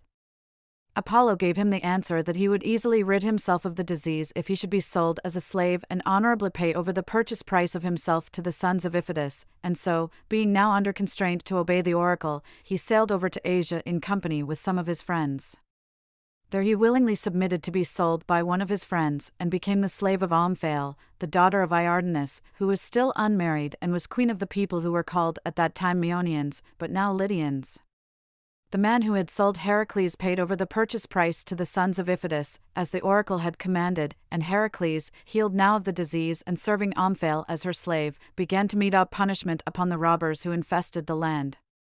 As for the Cercopes, for instance, as they are called, who were robbing and committing many evil acts, some of them he put to death and others he took captive and delivered in chains to Omphale. Silius, who was seizing any strangers who passed by and was forcing to hoe his vineyards, he slew by a blow with his own hoe, and from the Itoni, who had been plundering a large part of the land of Omphale, he took away their booty, and the city which they had made the base of their raids he sacked, and enslaving its inhabitants razed it to the ground. Omphale was pleased with the courage Heracles displayed, and on learning who he was and who had been his parents she marveled at his valor, set him free, and marrying him bore him Lamus. Already before this, while he was yet a slave, there had been born to Heracles by a slave a son Cleidius. After this Heracles, returning to Peloponnesus, made war against Ilium, since he had a ground of complaint against its king, Laomedon. For when Heracles was on the expedition with Jason to get the golden fleece and had slain the sea monster, Laomedon had withheld from him the mares which he had agreed to give him, and of which we shall give a detailed account a little later in connection with the Argonauts. At that time Heracles had not had the leisure, since he was engaged upon the expedition of Jason, but later he found an opportunity and made war upon Troy with 18 ships of war, as some say, but, as Homer writes, with 6 in all, when he introduces Heracles' son Tlepolemus as saying, what a man, they say, was Heracles. In might, my father he, steadfast, with heart of lion, who once came here to carry off the mares of King Laomedon, with but 6 ships and scantier men, yet sacked he then the city of proud Ilium, and made her streets bereft. When Heracles, then, had landed on the coast of the Troad, he advanced in person with his select troops against the city and left in command of the ships Echols, the son of Amphieros. And since the presence of the enemy had not been expected, it proved impossible for Laomedon, on account of the exigencies of the moment, to collect a passable army, but gathering as many soldiers as he could he advanced with them against the ships, in the hope that if he could burn them he could bring an end to the war. Echols came out to meet him, but when he, the general, fell, the rest succeeded in making good their flight to the ships and in putting out to sea from the land. Laomedon then withdrew, and joining combat with the troops of Heracles near the city he was slain himself and most of the soldiers with him. Heracles then took the city by storm, and after slaughtering many of its inhabitants in the action he gave the kingdom of the Iliadi to Priam because of his sense of justice, for Priam was the only one of the sons of Laomedon who had opposed his father and had counseled him to give the mares back to Heracles, as he had promised to do. And Heracles crowned Telamon with the meed of valor by bestowing upon him Hesione the daughter of Laomedon, for in the siege he had been the first to force his way into the city, while Heracles was assaulting the strongest section of the wall of the Acropolis. After this Heracles returned to Peloponnesus and set out against Augeas, since the latter had defrauded him of his reward. It came to a battle between him and the Hellenes, but on this occasion he had no success, and so returned to Alenus to Dexamenus. The latter's daughter Hippolyte was being joined in marriage to Aeson, and when Heracles, as he sat at the wedding feast, observed the centaur Eurytion acting in an insulting manner towards Hippolyte and endeavoring to do violence to her, he slew him. When Heracles returned to Tiryns, Eurystheus charged him with plotting to seize the kingdom and commanded that he and Alcmene and Iphicles and Iolaus should depart from Tiryns. Consequently, he was forced to go into exile along with these just mentioned and made his dwelling in Phoenius in Arcadia. This city he took for his headquarters, and learning once that a sacred procession had been sent forth from Elis to the isthmus in honor of Poseidon and that Eurytus, the son of Augeas, was at the head of it, he fell unexpectedly upon Eurytus and killed him near Cleone, where a temple of Heracles still stands. After this he made war upon Elis and slew Augeas its king, and taking the city by storm he recalled Phyleus, the son of Augeas, and gave the kingdom into his hands, for the son had been exiled by his father at the time when he had served as arbitrator between his father and Heracles in the matter of the reward and had given the decision to Heracles. After this Hippicon exiled from Sparta his brother Tyndareus, and the sons of Hippicon, 20 in number, put to death Aeneas, who was the son of Lysimnius and a friend of Heracles, whereupon Heracles was angered and set out against them, and being victorious in a great battle he made a slaughter of every man of them. Then, taking Sparta by storm he restored Tyndareus, who was the father of the Dioscuri, to his kingdom and bestowed upon him the kingdom on the ground that it was his by right of war, commanding him to keep it safe for Heracles' own descendants. There fell in the battle but a very few of the comrades of Heracles, though among them were famous men, such as Iphiclus and Cepheus and 17 sons of Cepheus, since only 3 of his 20 sons came out alive, whereas of the opponents Hippicon himself fell, and 10 sons along with him, and vast numbers of the rest of the Spartans. From this campaign Heracles returned into Arcadia, and as he stopped at the home of Alios the king he lay secretly with his daughter Og, brought her with child, and went back to Stymphalus. Alios was ignorant of what had taken place, but when the bulk of the child in the womb betrayed the violation of his daughter, he inquired who had violated her. And when Og disclosed that it was Heracles who had done violence to her, he would not believe what she had said, but gave her into the hands of Nauplius his friend with orders to drown her in the sea. But as Og was being led off to Nauplia and was near Mount Parthenium, she felt herself overcome by the birth pains and withdrew into a nearby thicket as if to perform a certain necessary act. Here she gave birth to a male child, and hiding the babe in some bushes she left it there. After doing this Og went back to Nauplius, and when she had arrived at the harbor of Nauplia in Argolis she was saved from death in an unexpected manner. Nauplius, that is, decided not to drown her, as he had been ordered, but to make a gift of her to some Carians who were setting out for Asia, and these men took Og to Asia and gave her to Tithras the king of Mysia. As for the babe that had been left on Parthenium by Og, certain herdsmen belonging to Corythus the king came upon it as it was getting its food from the teat of a hind, and brought it as a gift to their master. Corythus received the child gladly, raised him as if he were his own son, and named him Telephus after the hind, Elephos, which had suckled it. After Telephus had come to manhood, being seized with the desire to learn who his mother was, he went to Delphi and received the reply to sail to Mysia to Tithras the king. Here he discovered his mother, and when it was known who his father was he received the heartiest welcome. And since Tithras had no male children he joined his daughter Argiope in marriage to Telephus and named him his successor to the kingdom. In the 5th year after Heracles had changed his residence to Phoenius, being grieved over the death of Aeneas, the son of Lysimnius, and of Iphiclus his brother, he removed of his free will from Arcadia and all Peloponnesus. There withdrew with him a great many people of Arcadia, and he went to Calydon in Aetolia and made his home there. And since he had neither legitimate children nor a lawful wife, he married Deianira, the daughter of Aeneas, Meleager being now dead. In this connection it would not, in our opinion, be inappropriate for us to digress briefly and to speak of the reversal of fortune which befell Meleager. The facts are these: once when Aeneas had an excellent crop of grain, he offered sacrifices to the other gods, but neglected Artemis alone, and angered at him for this the goddess sent forth against him the famous Caledonian boar, a creature of enormous size. This animal harried the neighboring land and damaged the farms, whereupon Meleager, the son of Aeneas, being then in the bloom of youth and excelling in strength and in courage, took along with himself many of the bravest men and set out to hunt the beast. Meleager was the first to plunge his javelin into it, and by general agreement was accorded the reward of valor, which consisted of the skin of the animal. But Atalante, the daughter of Schoeneus, participated in the hunt, and since Meleager was enamored of her, he relinquished in her favor the skin and the praise for the greatest bravery. The sons of Thestius, however, who had also joined in the hunt, were angered at what he had done, since he had honored a stranger woman above them and set kinship aside. Consequently, setting at naught the award which Meleager had made, they lay in wait for Atalante, and falling upon her as she returned to Arcadia took from her the skin. Meleager, however, was deeply incensed both because of the love which he bore Atalante and because of the dishonor shown her, and espoused the cause of Atalante. And first of all he urged the robbers to return to the woman the meed of valor which he had given her, and when they paid no heed to him he slew them, although they were brothers of Althea. Consequently Althea, overcome with anguish at the slaying of the men of her own blood, uttered a curse in which she demanded the death of Meleager, and the immortals, so the account runs, gave heed to her and made an end of his life. But certain writers of myths give the following account: at the time of the birth of Meleager the Fates stood over Althea in her sleep and said to her that her son Meleager would die at the moment when the brand in the fire had been consumed. Consequently, when she had given birth, she believed that the safety of her child depended upon the preservation of the brand, and so she guarded the brand with every care.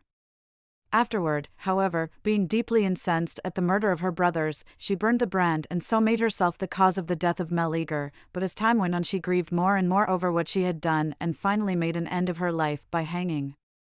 At the time that these things were taking place, the myth continues, Hipponus in Olenus, angered at his daughter Peribea because she claimed that she was with child by Ares, sent her away into Aetolia to Aeneas with orders for him to do away with him at the first opportunity. Aeneas, however, who had recently lost son and wife, was unwilling to slay Peribea, but married her instead and begot a son Tydeus. Such, then, is the way the story runs of Meleager and Althea and Aeneas. But Heracles, desiring to do a service to the Caledonians, diverted the river Achelous, and making another bed for it he recovered a large amount of fruitful land which was now irrigated by this stream. Consequently certain poets, as we are told, have made this deed into a myth, for they have introduced Heracles as joining battle with Achelous, the river assuming the form of a bull, and as breaking off in the struggle one of his horns, which he gave to the Aetolians. This they call the horn of Amalthea, and represent it as filled with a great quantity of every kind of autumn fruit, such as grapes and apples and the like, the poets signifying in this obscure manner by the horn of Achelous the stream which ran through the canal, and by the apples and pomegranates and grapes the fruitful land which was watered by the river and the multitude of its fruit-bearing plants. Moreover, they say that the phrase Amalthea's horn is used as of a quality incapable of being softened, amalakistia, whereby is indicated the tense vigor of the man who built the work. Heracles took the field with the Caledonians against the Thesprotians, captured the city of Ephra by storm, and slew Phyleus the king of the Thesprotians. And taking prisoner the daughter of Phyleus he lay with her and begot Tlepolemus. 3 years after his marriage to Deianira Heracles was dining in the home of Aeneas, and Eurynomus, the son of Archetiles, who was still a lad in years, was serving him, and when the boy made some slip in the service Heracles gave him a blow with his fist, and striking him too hard he unintentionally killed the lad. Overcome with grief at this misfortune he went again into voluntary exile from Caledonia along with his wife Deianira and Hyllus, his son by her, who was still a boy in years. And when in his journeying he arrived at the Euenus river he found there the centaur Nessus who was conveying travelers across the river for a fee. Nessus carried Deianira across first, and becoming enamored of her because of her beauty he tried to assault her. But when she called to her husband for help Heracles shot the centaur with an arrow, and Nessus, struck even while he was having intercourse with her, and because of the sharpness of the blow being at once on the point of death, told Deianira that he would give her a love charm to the end that Heracles should never desire to approach any other woman. He urged her, accordingly, to take the seed which had fallen from him and, mixing it with olive oil and the blood which was dripping from the barb of the arrow, to anoint with this the shirt of Heracles. This counsel, then, Nessus gave Deianira, and at once breathed his last. And she put the seed, as Nessus had enjoined upon her, into a jar and dipped in it the barb of the arrow, and kept it all unknown to Heracles. And he, after crossing the river, came to Ceyx, the king of Trachis, and made his dwelling with him, having with him the Arcadians who always accompanied him on his campaigns. After this, when Phylas, the king of the Dryopes, had in the eyes of men committed an act of impiety against the temple of Delphi, Heracles took the field against him in company with the inhabitants of Melis, slew the king of the Dryopes, drove the rest of them out of the land, and gave it to the people of Melis, and the daughter of Phylas he took captive and lying with her begot a son Antiochus. By Deianira he became the father of 2 sons, younger than Hyllus, Gleinias and Hodites.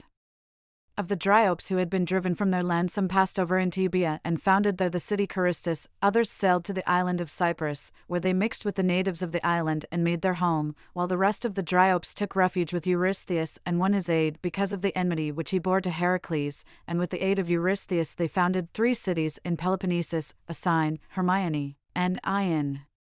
After the removal of the Dryopes from their land a war arose between the Doriais who inhabit the land called Hestiotus, whose king was Aegimeus, and the Lapithae dwelling about Mount Olympus, whose king was Coronus, the son of Caeneus. And since the Lapithae greatly excelled in the number of their forces, the Doriais turned to Heracles for aid and implored him to join with them, promising him a 3rd part of the land of Doris and of the kingship, and when they had won him over they made common cause in the campaign against the Lapithae. Heracles had with him the Arcadians who accompanied him on his campaigns, and mastering the Lapithae with their aid he slew King Coronus himself, and massacring most of the rest he compelled them to withdraw from the land which was in dispute. After accomplishing these deeds he entrusted to Eugemius the third part of the land, which was his share, with orders that he keep it in trust in favor of Heracles' descendants. He now returned to Trachis, and upon being challenged to combat by Cycnus, the son of Ares, he slew the man, and as he was leaving the territory of Itonus and was making his way through Palastiotis he fell in with Armenius the king and asked of him the hand of his daughter Astidamia. When Armenius refused him because he already had for lawful wife Deianira, the daughter of Aeneas, Heracles took the field against him, captured his city, and slew the king who would not obey him, and taking captive Astidamia he lay with her and begot a son Ctesippus. After finishing this exploit he set out to Oechalia to take the field against the sons of Eurytus because he had been refused in his suit for the hand of Iole. The Arcadians again fought on his side, and he captured the city and slew the sons of Eurytus, who were Toxeus, Molion, and Clitius. And taking Iole captive he departed from Euboea to the promontory which is called Sinium. At Sinian Heracles, wishing to perform a sacrifice, dispatched his attendant Lichas to Deianira his wife, commanding him to ask her for the shirt and robe which he customarily wore in the celebration of sacrifices. But when Deianira learned from Lichas of the love which Heracles had for Iole, she wished him to have a greater affection for herself, and so anointed the shirt with the love charm which had been given her by the centaur, whose intention was to bring about the death of Heracles. Lichas, then, in ignorance of these matters, brought back the garments for the sacrifice, and Heracles put on the shirt which had been anointed, and as the strength of the toxic drug began slowly to work he met with the most terrible calamity. For the arrow's barb had carried the poison of the adder, and when the shirt for this reason, as it became heated, attacked the flesh of the body, Heracles was seized with such anguish that he slew Lichas, who had been his servant, and then, disbanding his army, returned to Trachis. As Heracles continued to suffer more and more from his malady he dispatched Lysimnius and Iolaus to Delphi to inquire of Apollo what he must do to heal the malady, but Deianira was so stricken by the magnitude of Heracles' misfortune that, being conscious of her error, she ended her life by hanging herself. The god gave the reply that Heracles should be taken, and with him his armor and weapons of war, unto eat, and that they should build a huge pyre near him. What remained to be done, he said, would rest with Zeus. Now when Iolaus had carried out these orders and had withdrawn to a distance to see what would take place, Heracles, having abandoned hope for himself, ascended the pyre and asked each one who came up to him to put torch to the pyre. And when no one had the courage to obey him Philoctetes alone was prevailed upon, and he, having received in return for his compliance the gift of the bow and arrows of Heracles, lighted the pyre.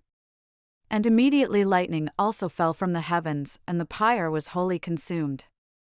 After this, when the companions of Iolaus came to gather up the bones of Heracles and found not a single bone anywhere, they assumed that, in accordance with the words of the oracle, he had passed from among men into the company of the gods.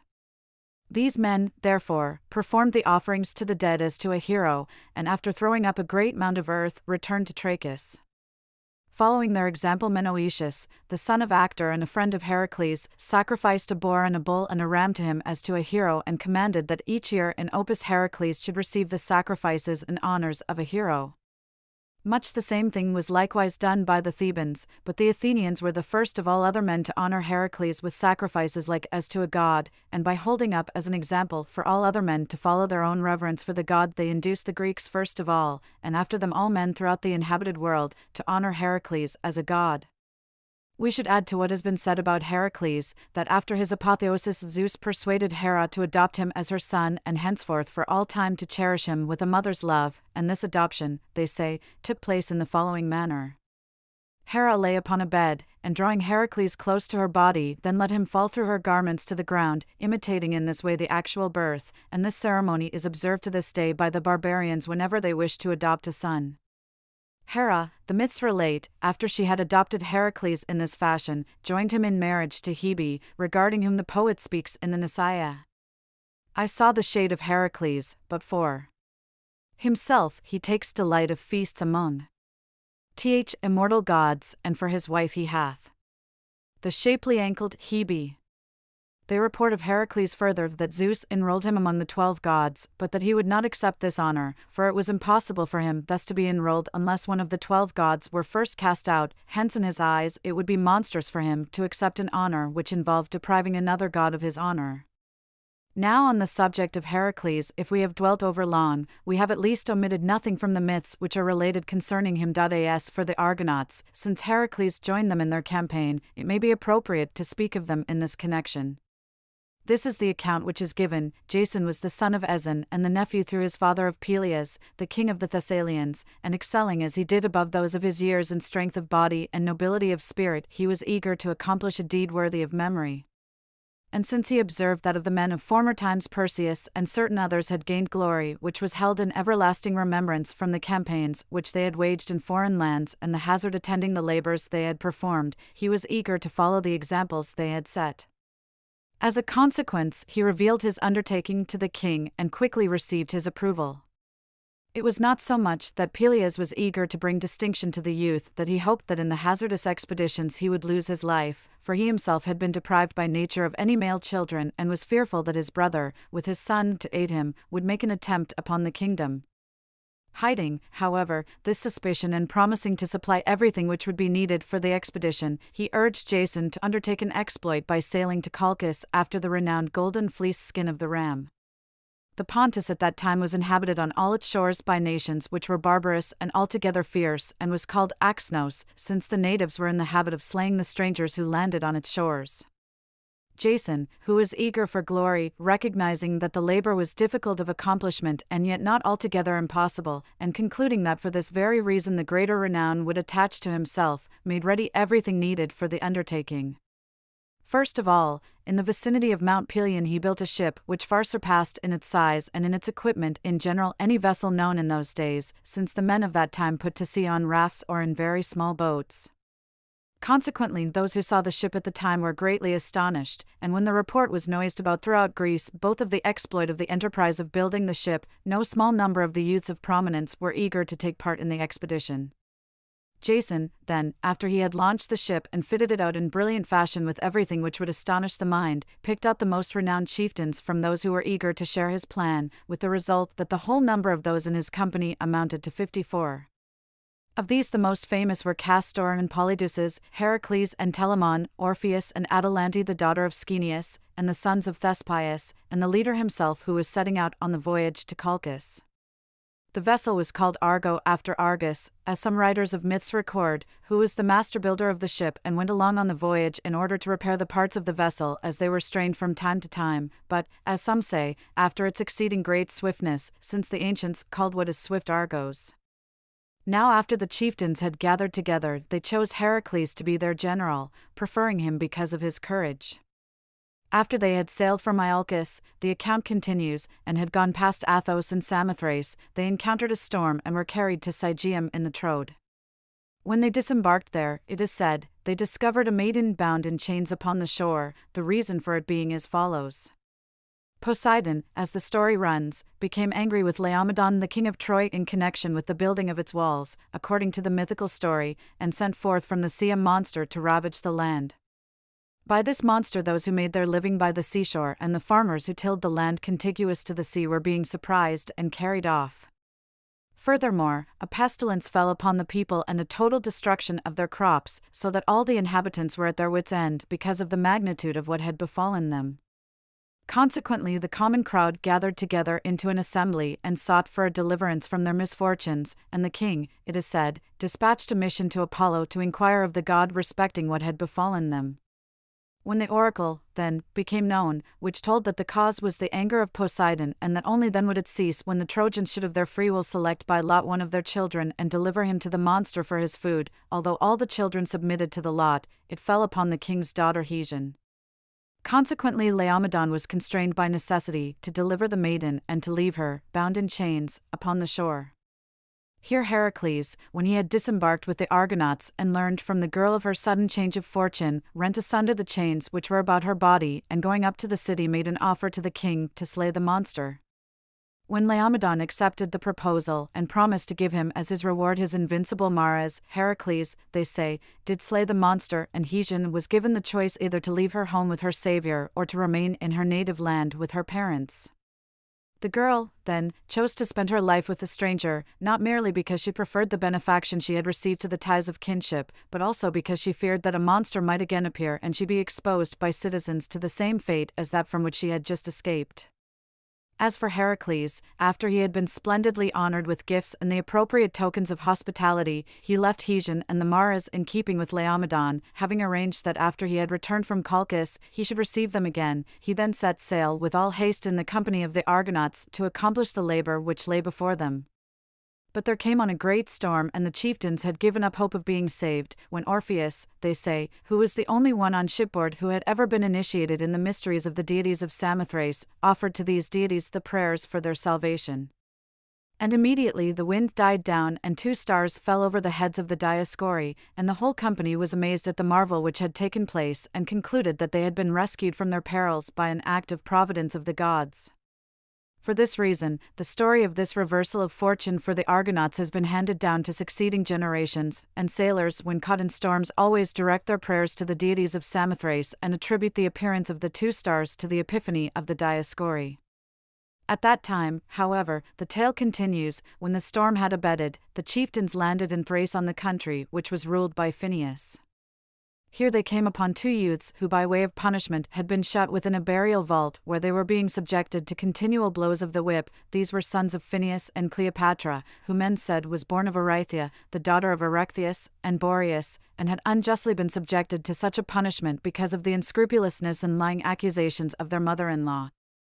For Phineus had married Idea, the daughter of Dardanus the king of the Scythians, and yielding to her every desire out of his love for her, he had believed her charge that his sons by an earlier marriage had insolently offered violence to their mother-in-law out of a desire to please their mother.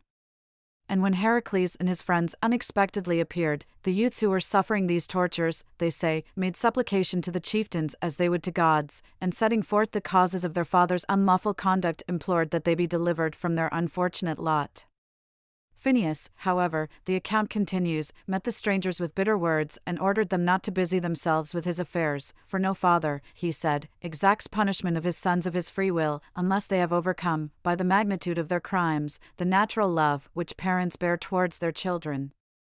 Thereupon the young men, who were known as Boreadi and were of the company which sailed with Heracles, since they were brothers of Cleopatra, and because of their kinship with the young men, were the first, it is said, to rush to their aid, and they tore apart the chains which encircled them and slew such barbarians as offered resistance.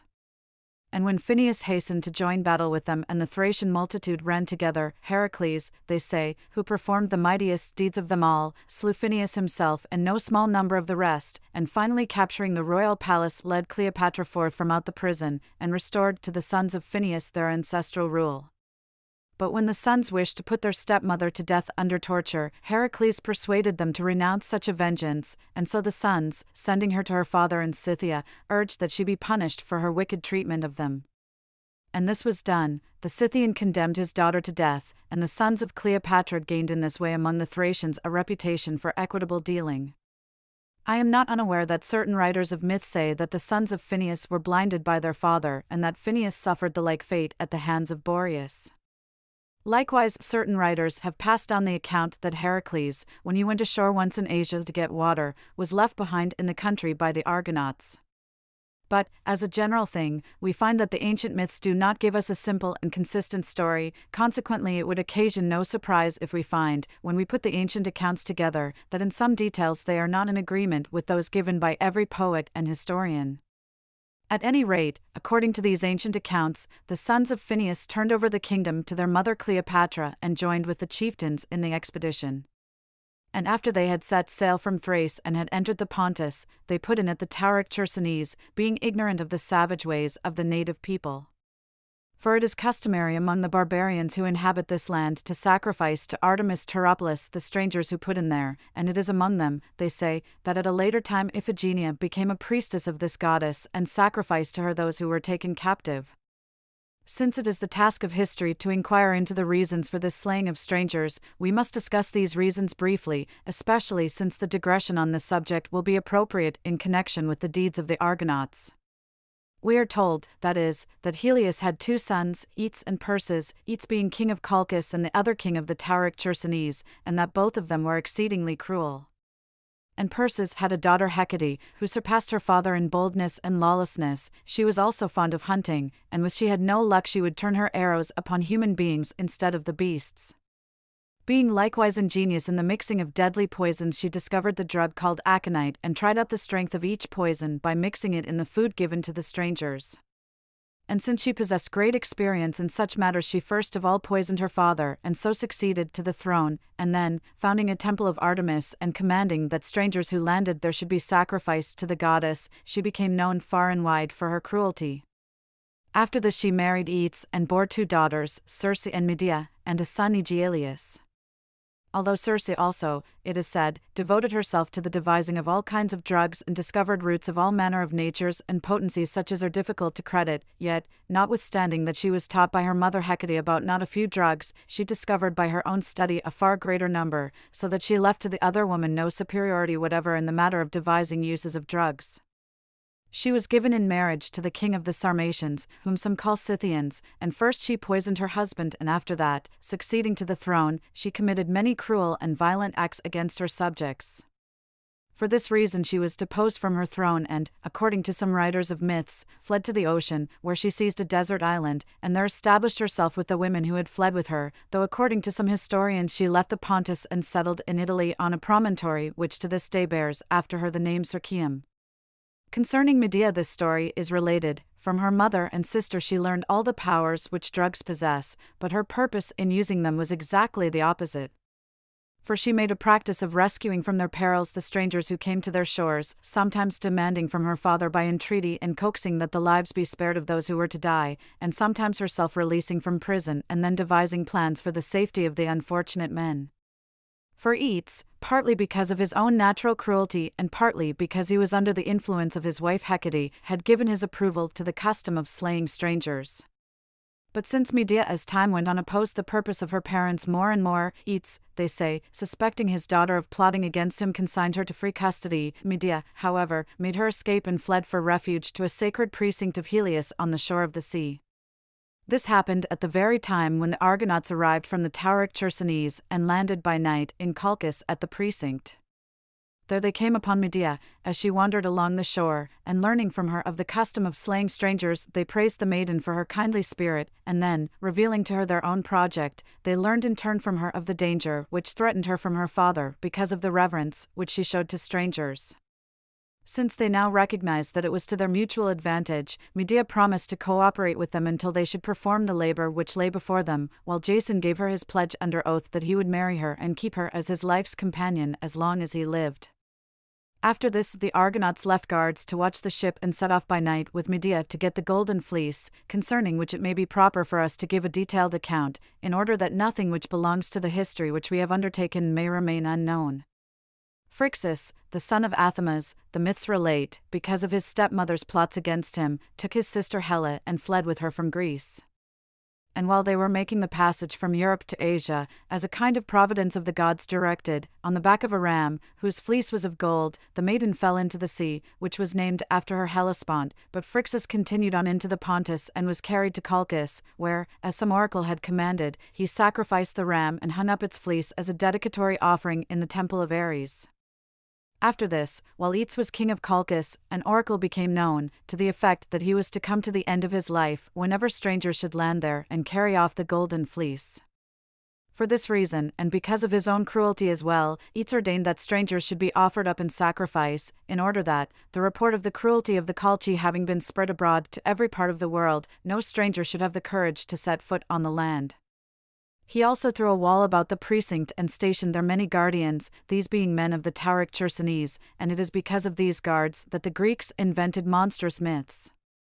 For instance, the report was spread abroad that there were fire-breathing bulls, torwa, round about the precinct, and that a sleepless dragon, draken, guarded the fleece, the identity of the names having led to the transfer from the men who were Taurians to the cattle because of their strength, and the cruelty shown in the murder of strangers having been made into the myth of the bulls breathing fire, and similarly the name of the guardian who watched over the sacred precinct, which was Draken, has been transferred by the poets to the monstrous and fear-inspiring beast, the dragon. Also, the account of Phrixus underwent a similar working into a myth. For, as some men say, he made his voyage upon a ship which bore the head of a ram upon its bow, and Helle, being troubled with seasickness, while leaning far over the side of the boat for this reason, fell into the sea. Some say, however, that the king of the Scythians, who was a son-in-law of Aeetes, was visiting among the Colchi at the very time when, as it happened, Phrixus and his attendant were taken captive, and conceiving a passion for the boy he received him from Aeetes as a gift, loved him like a son of his own loins, and left his kingdom to him. The attendant, however, whose name was Crius, Ram, was sacrificed to the gods, and when his body had been flayed the skin was nailed up on the temple, in keeping with a certain custom.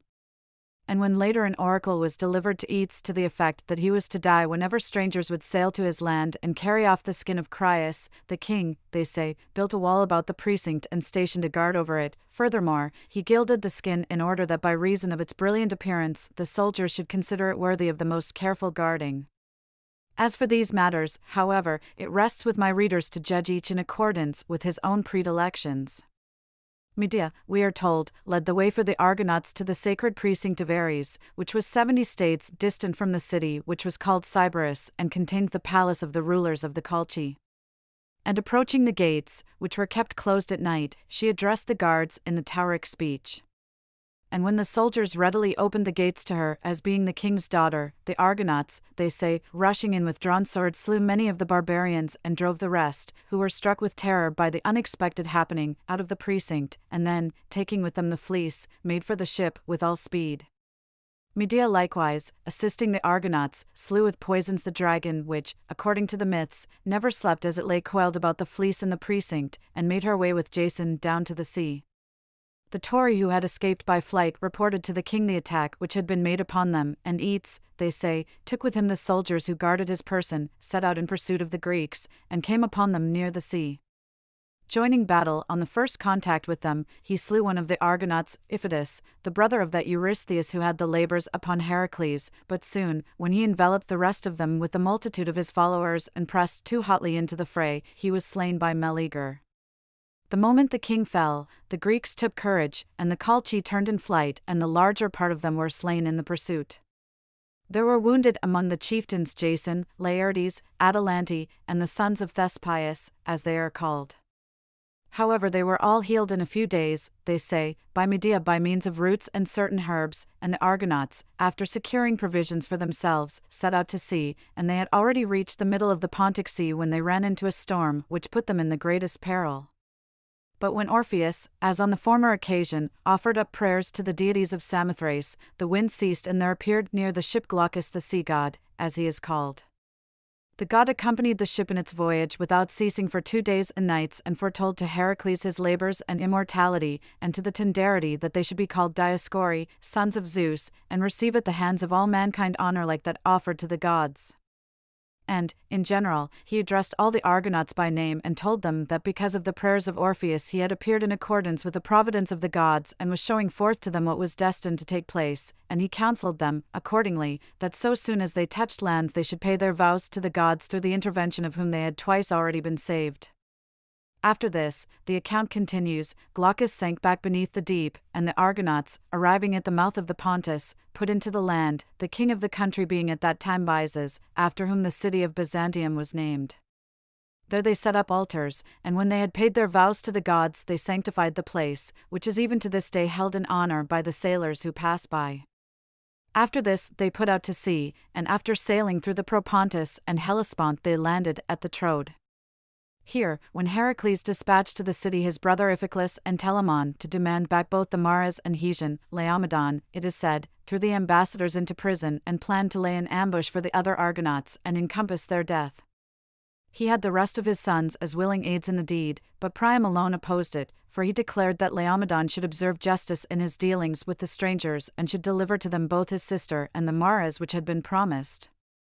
But when no one paid any heed to Priam, he brought 2 swords to the prison, they say, and gave them secretly to Telamon and his companions, and by disclosing the plan of his father he became the cause of their deliverance.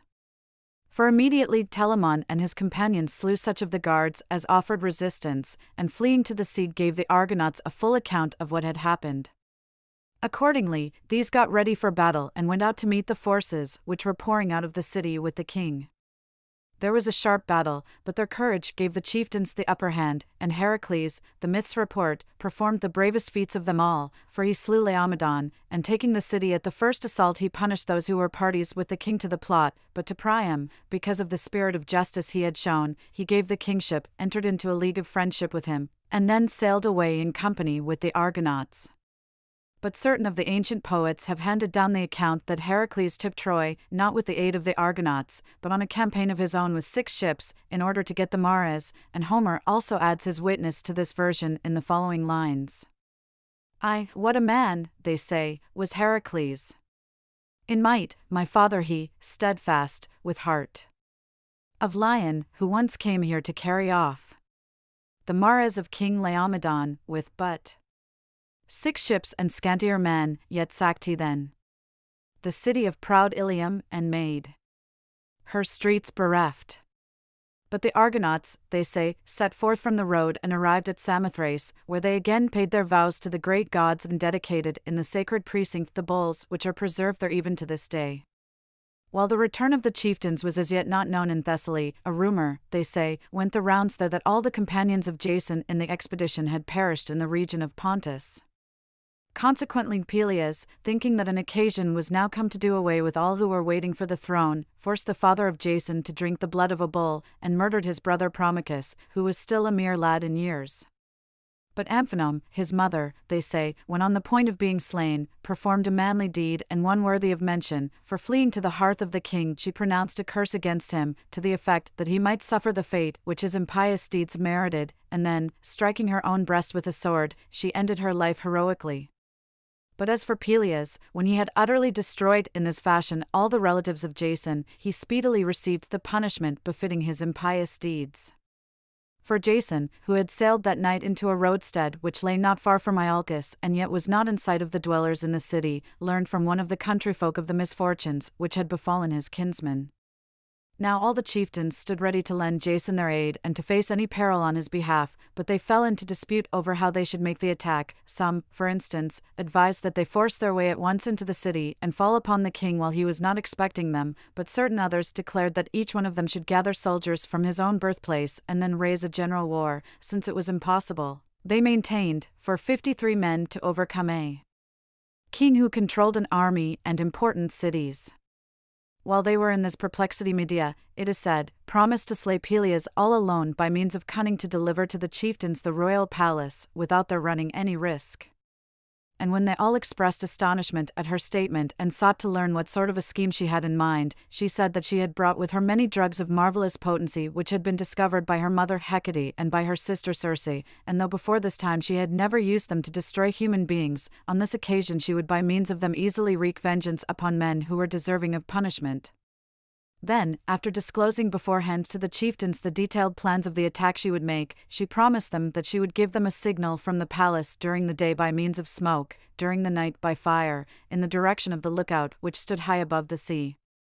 Then Medea, the tale goes on, fashioning a hollow image of Artemis secreted in it drugs of diverse natures, and as for herself, she anointed her hair with certain potent ointments and made it grey, and filled her face and body so full of wrinkles that all who looked upon her thought that she was surely an old woman. And finally, taking with her the statue of the goddess which had been so made as to strike with terror the superstitious populace and move it to fear of the gods, at daybreak she entered the city. She acted like one inspired, and as the multitude rushed together along the streets she summoned the whole people to receive the goddess with reverence, telling them that the goddess had come to them from the Hyperboreans to bring good luck to both the whole city and the king. And while all the inhabitants were rendering obeisance to the goddess and honoring her with sacrifices, and the whole city, in a word, was, along with Medea herself, acting like people inspired, she entered the palace, and there she threw Pelias into such a state of superstitious fear and, by her magic arts, so terrified his daughters that they believed that the goddess was actually there in person to bring prosperity to the house of the king. For she declared that Artemis, riding through the air upon a chariot drawn by dragons, had flown in the air over many parts of the inhabited earth and had chosen out the realm of the most pious king in all the world for the establishment of her own worship and for honors which should be forever and ever, and that the goddess had commanded her not only to divest Pelias, by means of certain powers which she possessed, of his old age and make his body entirely young, but also to bestow upon him many other gifts, to the end that his life should be blessed and pleasing to the gods. The king was filled with amazement at these astonishing proposals, but Medea, we are informed, promised him that then and there, in the case of her own body, she would furnish the proof of what she had said. Then she told one of the daughters of Pelias to bring pure water, and when the maiden at once carried out her request, she shut herself up, they say, in a small chamber, and washing thoroughly her whole body she made it clean of the potent influences of the drugs. Being restored, then, to her former condition, and showing herself to the king, she amazed those who gazed upon her, and they thought that a kind of providence of the gods had transformed her old age into a maiden's youth and striking beauty. Also, by means of certain drugs, Medea caused shapes of the dragons to appear, which she declared had brought the goddess through the air from the Hyperboreans to make her stay with Pelias. And since the deeds which Medea had performed appeared to be too great for mortal nature, and the king saw fit to regard her with great approval and, in a word, believed that she was telling the truth, she now, they say, in private conversation with Pelias urged him to order his daughters to cooperate with her and to do whatever she might command them, for it was fitting, she said, that the king's body should receive the favor which the gods were according to him through the hands, not of servants, but of his own children. Consequently, Pelias gave explicit directions to his daughters to do everything that Medea might command them with respect to the body of their father, and the maidens were quite ready to carry out her orders. Medea then, the story relates, when night had come and Pelias had fallen asleep, informed the daughters that it was required that the body of Pelias be boiled in a cauldron. But when the maidens received the proposal with hostility, she devised a second proof that what she said could be believed. For there was a ram full of years which was kept in their home, and she announced to the maidens that she would first boil it and thus make it into a lamb again. When they agreed to this, we are told that Medea severed it apart limb by limb, boiled the ram's body, and then, working a deception by means of certain drugs, she drew out of the cauldron an image which looked like a lamb. Thereupon the maidens were astounded, and were so convinced that they had received all possible proofs that she could do what she was promising that they carried out her orders. All the rest of them beat their father to death, but Alcestis alone, because of her great piety, would not lay hands upon him who had begotten her. After Pelias had been slain in this way, Medea, they say, took no part in cutting the body to pieces or in boiling it, but pretending that she must first offer prayers to the moon, she caused the maidens to ascend with lamps to the highest part of the roof of the palace, while she herself took much time repeating a long prayer in the Colchian speech, thus affording an interval to those who were to make the attack. Consequently, the Argonauts, when from their lookout they made out the fire, believing that the slaying of the king had been accomplished, hastened to the city on the run, and passing inside the walls entered the palace with drawn swords and slew such guards as offered opposition. The daughters of Pelias, who had only at that moment descended from the roof to attend to the boiling of their father, when they saw to their surprise both Jason and the chieftains in the palace, were filled with dismay at how had befallen them, for it was not within their power to avenge themselves on Medea, nor could they by deceit make amends for the abominable act which they had done.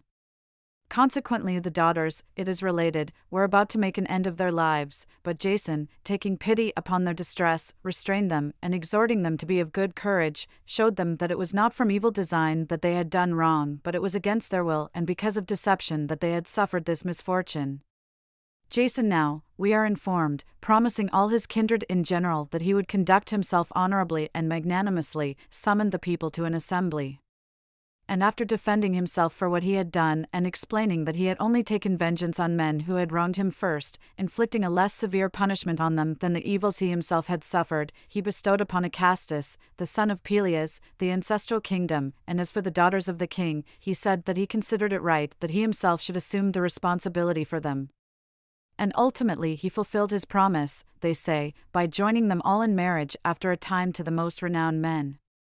Alcestis, for instance, the eldest he gave in marriage to Admetus of Thessaly, the son of Pheres, Amphinom to Andremon, the brother of Leontius, Euan to Canes, who was the son of Cephalus and king at that time of the Phocians. These marriages he arranged at a later period, but at the time in question, sailing together with the chieftains to the Isthmus of Peloponnesus, he performed a sacrifice to Poseidon and also dedicated to the god the ship Argo. And since he received a great welcome at the court of Creon, the king of the Corinthians, he became a citizen of that city and spent the rest of his days in Corinth. When the Argonauts were on the point of separating and departing to their native lands, Heracles, they say, proposed to the chieftains that, in view of the unexpected turns fortune takes, they should exchange oaths among one another to fight at the side of anyone of their number who should call for aid, and that, furthermore, they should choose out the most excellent place in Greece, there to institute games and a festival for the whole race, and should dedicate the games to the greatest of the gods, Olympian Zeus. After the chieftains had taken their oath concerning the alliance and had entrusted Heracles with the management of the games, he, they say, picked the place for the festival on the bank of the Alpheus River in the land of the Hellenes. Accordingly, this place besides the river he made sacred to the greatest of the gods and called it Olympia after his appellation. When he had instituted horse races and gymnastic contests, he fixed the rules governing the events and then dispatched sacred commissioners to announce to the cities the spectacle of the games. And although Heracles had won no moderate degree of fame because of the high esteem in which he was held by the Argonauts throughout their expedition, to this was now added the glory of having founded the festival at Olympia, so that he was the most renowned man among all the Greeks, and, known as he was in almost every state, there were many who sought his friendship and who were eager to share with him in every danger. And since he was an object of admiration because of his bravery and his skill as a general, he gathered a most powerful army and visited all the inhabited world, conferring his benefactions upon the race of men, and it was in return for these that with general approval he received the gift of immortality. But the poets, following their custom of giving a tale of wonder, have recounted the myth that Heracles, single-handed and without the aid of armed forces, performed the labors which are on the lips of all. But we have now recounted all the myths which are told about this god, and at this time must add what remains to be said about Jason. The account runs like this: Jason made his home in Corinth, and living with Medea as his wife for 10 years, he begot children by her, the two oldest, Thessalus and Alcimenes, being twins, and the third, Tisandrus, being much younger than the other two. Now during this period, we are informed, Medea was highly approved by her husband, because she not only excelled in beauty but was adorned with modesty and every other virtue, but afterward, as time more and more diminished her natural comeliness, Jason, it is said, became enamored of Glauce, Creon's daughter, and sought the maiden's hand in marriage. After her father had given his consent and had set a day for the marriage, Jason, they say, at first tried to persuade Medea to withdraw from their wedlock of her free will, for, he told her, he desired to marry the maiden, not because he felt his relations with Medea were beneath him, but because he was eager to establish a kinship between the king's house and his children. But when his wife was angered and called upon the gods who had been the witnesses of their vows, they say that Jason, disdaining the vows, married the daughter of the king. Thereupon Medea was driven out of the city, and being allowed by Creon but one day to make the preparations for her exile, she entered the palace by night, having altered her appearance by means of drugs, and set fire to the building by applying to it a little root, which had been discovered by her sister Circe, and had the property that when it was kindled it was hard to put out. Now when the palace suddenly burst into flames, Jason quickly made his way out of it, but as for Glauce and Creon, the fire hemmed them in on all sides and they were consumed by it. Certain historians, however, say that the sons of Medea brought to the bride gifts which had been anointed with poisons, and that when Glauce took them and put them about her body, both she herself met her end and her father, when he ran to help her and embraced her body, likewise perished. Although Medea had been successful in her first undertakings, yet she did not refrain, so we are told, from taking her revenge upon Jason. For she had come to such a state of rage and jealousy, yes, even of savageness, that, since he had escaped from the peril which threatened him at the same time as his bride, she determined, by the murder of the children of them both, to plunge him into the deepest misfortunes, for, except for the one son who made his escape with her, she slew the other sons, and in company with her most faithful maids fled in the dead of night from Corinth and made her way safely to Heracles in Thebes. Her reason for doing so is that Heracles had acted as a mediator in connection with the agreements which had been entered into in the land of the Colchians and had promised to come to her aid if she should ever find them violated. Meanwhile, they go on to say, in the opinion of everyone, Jason, in losing children and wife, had suffered only what was just. Consequently, being unable to endure the magnitude of the affliction, he put an end to his life. The Corinthians were greatly distressed at such a terrible reversal of fortune and were especially perplexed about the burial of the children. Accordingly, they dispatched messengers to Pytho to inquire of the god what should be done with the bodies of the children, and the Pythian priestess commanded them to bury the children in the sacred precinct of Hera and to pay them the honors which are accorded to heroes. After the Corinthians had performed this command, Thessalus, they say, who had escaped being murdered by his mother, was reared as a youth in Corinth and then removed to Iolcus, which was the native land of Jason, and finding on his arrival that Acastus, the son of Peleus, had recently died, he took over the throne which belonged to him by inheritance and called the people who were subject to himself Thessalians after his own name. I am not unaware that this is not the only explanation given of the name the Thessalians bear, but the fact is that the other accounts which have been handed down to us are likewise at variance with one another, and concerning these we shall speak on a more appropriate occasion. Now as for Medea, he says, on finding upon her arrival in Thebes that Heracles was possessed of a frenzy of madness and had slain his sons, she restored him to health by means of drugs.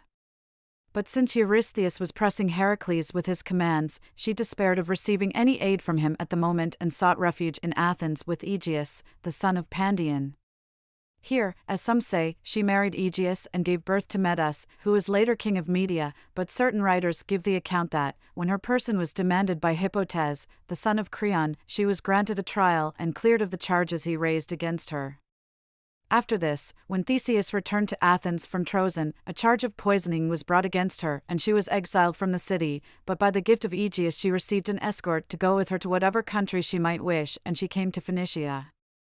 From there she journeyed into the interior regions of Asia and married a certain king of renown, to whom she bore a son Medas, and the son, succeeding to the throne after the death of the father, was greatly admired for his courage and named the people Medes after himself. Speaking generally, it is because of the desire of the tragic poets for the marvelous that so varied and inconsistent an account of Medea has been given out, and some indeed, in their desire to win favor with the Athenians, say that she took that Medas whom she bore to Aegeus and got off safe to Colchis, and at that time Aedes, who had been forcibly driven from the throne by his brother Perses, had regained his kingdom, Medas, Medea's son, having slain Perses, and that afterwards Medas, securing the command of an army, advanced over a large part of Asia which lies above the Pontus and secured possession of Media, which has been named after this Medas. But since in our judgment it is unnecessary and would be tedious to record all the assertions which the writers of myths have made about Medea, we shall add only those items which have been passed over concerning the history of the Argonauts. Not a few both of the ancient historians and of the later ones as well, one of whom is Timaeus, say that the Argonauts, after the seizure of the fleece, learning that the mouth of the Pontus had already been blockaded by the fleet of Aedes, performed an amazing exploit, which is worthy of mention. They sailed, that is to say, up the Tanais River as far as its sources, and at a certain place they hauled the ship overland, and following in turn another river which flows into the ocean they sailed down it to the sea. Then they made their course from the north to the west, keeping the land on their left, and when they had arrived near Gadara, Cadiz, they sailed into our sea.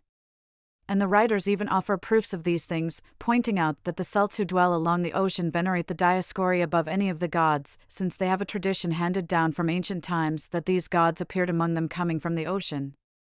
Moreover, the country which skirts the ocean bears, they say, not a few names which are derived from the Argonauts and the Dioscuri. And likewise the continent this side of Gadara contains visible tokens of the return voyage of the Argonauts. So, for example, as they sailed about the Tyrrhenian Sea, when they put in at an island called Aethalia they named its harbour, which is the fairest of any in those regions, Argon after their ship, and such has remained its name to this day. In like manner to what we have just narrated, a harbour in Etruria 800 states from Rome was named by them Telamon, and also at Formia in Italy the harbour Eats, which is now known as Keats. Furthermore, when they were driven by winds to the Syrtes and had learned from Triton, who was king of Libya at that time, of the peculiar nature of the sea there, upon escaping safe out of the peril they presented him with the bronze tripod which was inscribed with ancient characters and stood until rather recent times among the people of Euhesperus. We must not leave unrefuted the account of those who state that the Argonauts sailed up the Ister River as far as its sources and then, by its arm which flows in the opposite direction, descended to the Adriatic Gulf. For time has refuted those who assumed that the Ister which empties by several mouths into the Pontus and the Ister which issues into the Adriatic flow from the same regions. As a matter of fact, when the Romans subdued the nation of the Istrians, it was discovered that the latter river has its sources only 40 stades from the sea. But the cause of the error on the part of the historians was, they say, the identity in name of the two rivers. Since we have sufficiently elaborated the history of the Argonauts and the deeds accomplished by Heracles, it may be appropriate also to record, in accordance with the promise we made, the deeds of his sons. Now after the deification of Heracles, his sons made their home in Trachis at the court of Ceyx the king. But later, when Hyllus and some of the others had attained to manhood, Eurystheus, being afraid lest, after they had all come of age, he might be driven from his kingdom at Mycenae, decided to send the Heraclidae into exile from the whole of Greece. Consequently, he served notice upon Ceyx, the king, to banish both the Heraclidae and the sons of Licymnius, and Iolas as well, and the band of Arcadians who had served with Heracles on his campaigns, adding that, if he should fail to do these things, he must submit to war. But the Heraclidae and their friends, perceiving that they were of themselves not sufficient in number to carry on a war against Eurystheus, decided to leave Trachis of their own free will, and going about among the most important of the other cities, they asked them to receive them as fellow townsmen. When no other city had the courage to take them in, the Athenians alone of all, such being their inborn sense of justice, extended a welcome to the sons of Heracles, and they settled them and their companions in the flight in the city of Trichorithus, which is one of the cities of what is called the Tetrapolis. And after some time, when all the sons of Heracles had attained to manhood and a spirit of pride sprang up in the young men because of the glory of descent from Heracles, Eurystheus, viewing with suspicion their growing power, came up against them with a great army. But the Heraclidae, who had the aid of the Athenians, chose as their leader Iolas, the nephew of Heracles, and after entrusting to him and Theseus and Hyllus the direction of the war, they defeated Eurystheus in a pitched battle. In the course of the battle, the larger part of the army of Eurystheus was slain, and Eurystheus himself, when his chariot was wrecked in the flight, was killed by Hyllus, the son of Heracles. Likewise the sons of Eurystheus perished in the battle to a man. After these events, all the Heraclidae, now that they had conquered Eurystheus in a battle whose fame was noised abroad and were well supplied with allies because of their success, embarked upon a campaign against Peloponnesus with Hyllus as their commander. Atreus, after the death of Eurystheus, had taken over the kingship in Mycenae, and having added to his forces the Tagetans and certain other peoples as allies, he went forth to meet the Heraclidae. When the two armies were assembled at the isthmus, Hyllus, Heracles' son, challenged to single combat any one of the enemy who would face him, on the agreement that, if Hyllus should conquer his opponent, the Heraclidae should receive the kingdom of Eurystheus, but that, if Hyllus were defeated, the Heraclidae would not return to Peloponnesus for a period of 50 years. Achemus, the king of the Tagetans, came out to meet the challenge, and in the single combat which followed Hyllus was slain, and the Heraclidae gave up, as they had promised, their effort to return and made their way back to Trichorithus. Some time later Licymnius and his sons and Tlepolemus, the son of Heracles, made their home in Argos, the Argives admitting them to citizenship of their own accord, but all the rest who had made their homes in Trichorithus, when the 50-year period had expired, returned to Peloponnesus. Their deeds we shall record when we have come to those times. Alcmene returned to Thebes, and when some time later she vanished from sight, she received divine honors at the hands of the Thebans. The rest of the Heraclidae, they say, came to Eugemius, the son of Dorus, and demanding back the land which their father had entrusted to him, made their home among the Dorians. But Tlepolemus, the son of Heracles, while he dwelt in Argos, slew Licymnius, the son of Electryon, we are told, in a quarrel over a certain matter, and being exiled from Argos because of this murder changed his residence to Rhodes. This island was inhabited at that time by Greeks who had been planted there by Triopa, the son of Phorbas. Accordingly, Tlepolemus, acting with the common consent of the natives, divided Rhodes into 3 parts and founded their 3 cities, Lindus, Ialysus, and Chimyrus, and he became king over all the Rhodians, because of the fame of his father Heracles, and in later times took part with Agamemnon in the war against Troy. But since we have set forth the facts concerning Heracles and his descendants, it will be appropriate in this connection to speak of Theseus, since he emulated the labors of Heracles. Theseus, then, was born of Ethra, the daughter of Piteus, and Poseidon, and was reared in Troezen at the home of Piteus, his mother's father, and after he had found and taken up the tokens which, as the myths relate, had been placed by Aegeus beneath a certain rock, he came to Athens. And taking the road along the coast, as men say, since he emulated the high achievements of Heracles, he set about performing labors which would bring him both approbation and fame. The first, then, whom he slew was he who was called Corynetes, who carried a corine, as it was called, or club, which was the weapon with which he fought, and with it killed any who passed by, and the second was Cenes, who made his home on the isthmus. Cenes, it should be explained, used to bend over 2 pines, fasten one arm to each of them, and then suddenly release the pines, the result being that bodies were pulled asunder by the force of the pines and the unfortunate victims met a death of great vengeance. For his third deed he slew the wild sow which had its haunts about Crommyon, a beast which excelled in both ferocity and size, and was killing many human beings. Then he punished Siren, who made his home in the rocks of Megaris, which are called after him the Cyronian rocks. This man, namely, made it his practice to compel those who passed by to wash his feet at a precipitous place, and then, suddenly giving them a kick, he would roll them down the crags into the sea at a place called Chelone. And near Eleusis he slew Circean, who wrestled with those who passed by and killed whomever he could defeat. After this he put to death Procrustes, as he was called, who dwelt in what was known as Caridolis in Attica. This man compelled the travelers who passed by to lie down upon a bed, and if any were too long for the bed he cut off the parts of their body which protruded, while in the case of such as were too short for it he stretched, Procruion, their legs, this being the reason why he was given the name Procrustes. After successfully accomplishing the deeds which we have mentioned, Theseus came to Athens, and by means of the tokens caused Aegeus to recognize him. Then he grappled with the Marathonian bull which Heracles in the performance of one of his labors had brought from Crete to the Peloponnesus, and mastering the animal he brought it to Athens. This bull Aegeus received from him and sacrificed to Apollo. It remains for us now to speak of the Minotaur which was slain by Theseus, in order that we may complete our account of the deeds of Theseus. But we must revert to earlier times and set forth the facts which are interwoven with this performance, in order that the whole narrative may be clear. Tectimus, the son of Dorus, the son of Helen, the son of Deucalion, sailed to Crete with the Aeolians and Pelasgians and became king of the island, and marrying the daughter of Cretheus he begot Astyrus.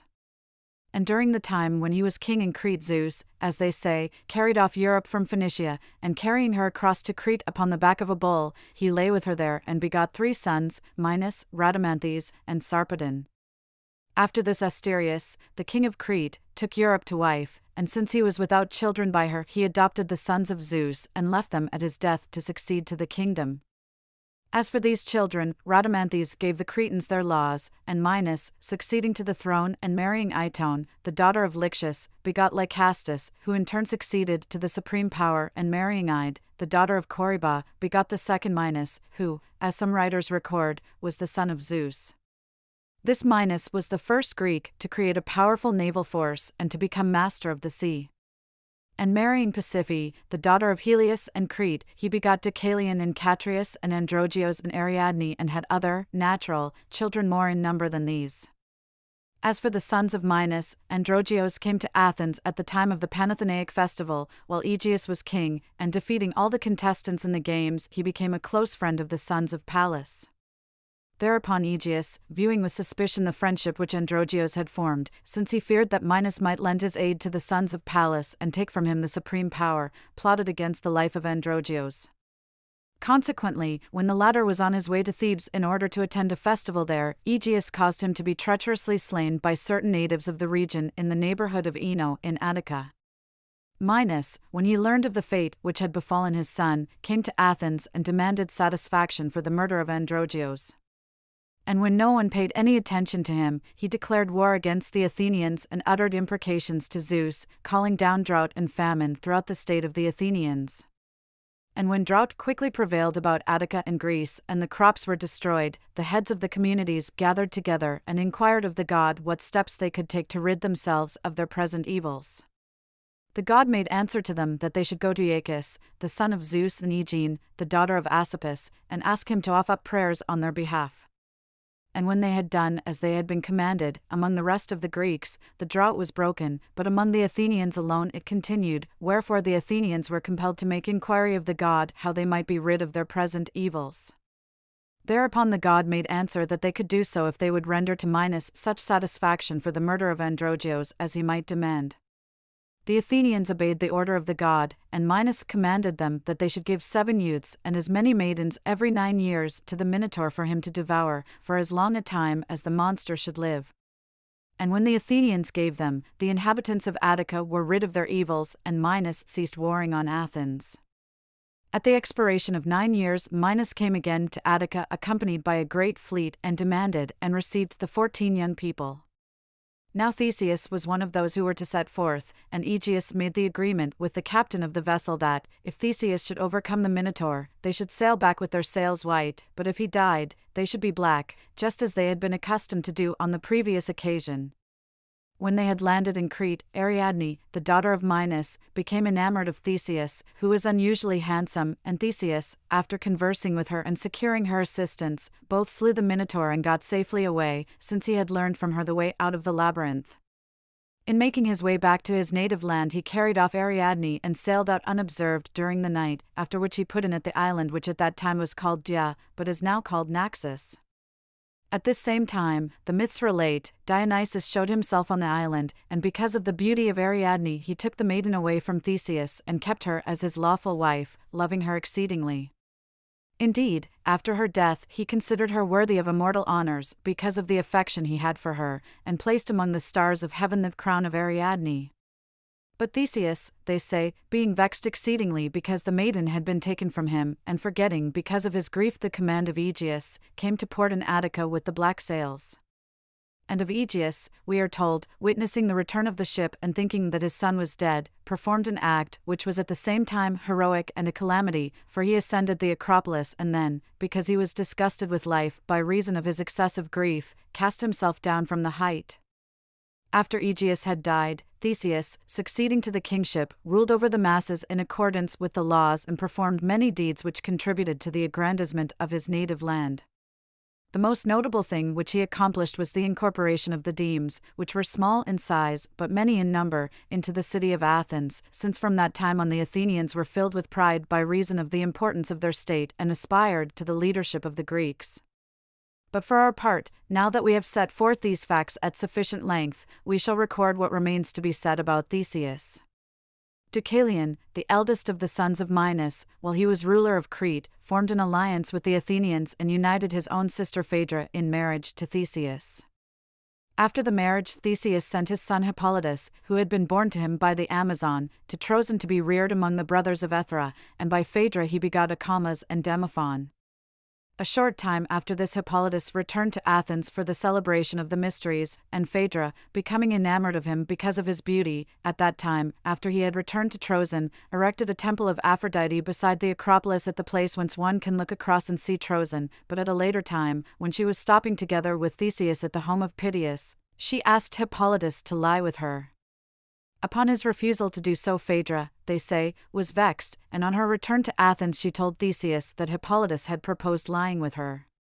And since Theseus had his doubts about the accusation, he sent for Hippolytus in order to put him to the test, whereupon Phaedra, fearing the result of the examination, hanged herself. As for Hippolytus, who was driving a chariot when he heard of the accusation, he was so distraught in spirit that the horses got out of control and ran away with him, and in the event the chariot was smashed to bits and the youth, becoming entangled in the leathern thongs, was dragged along till he died.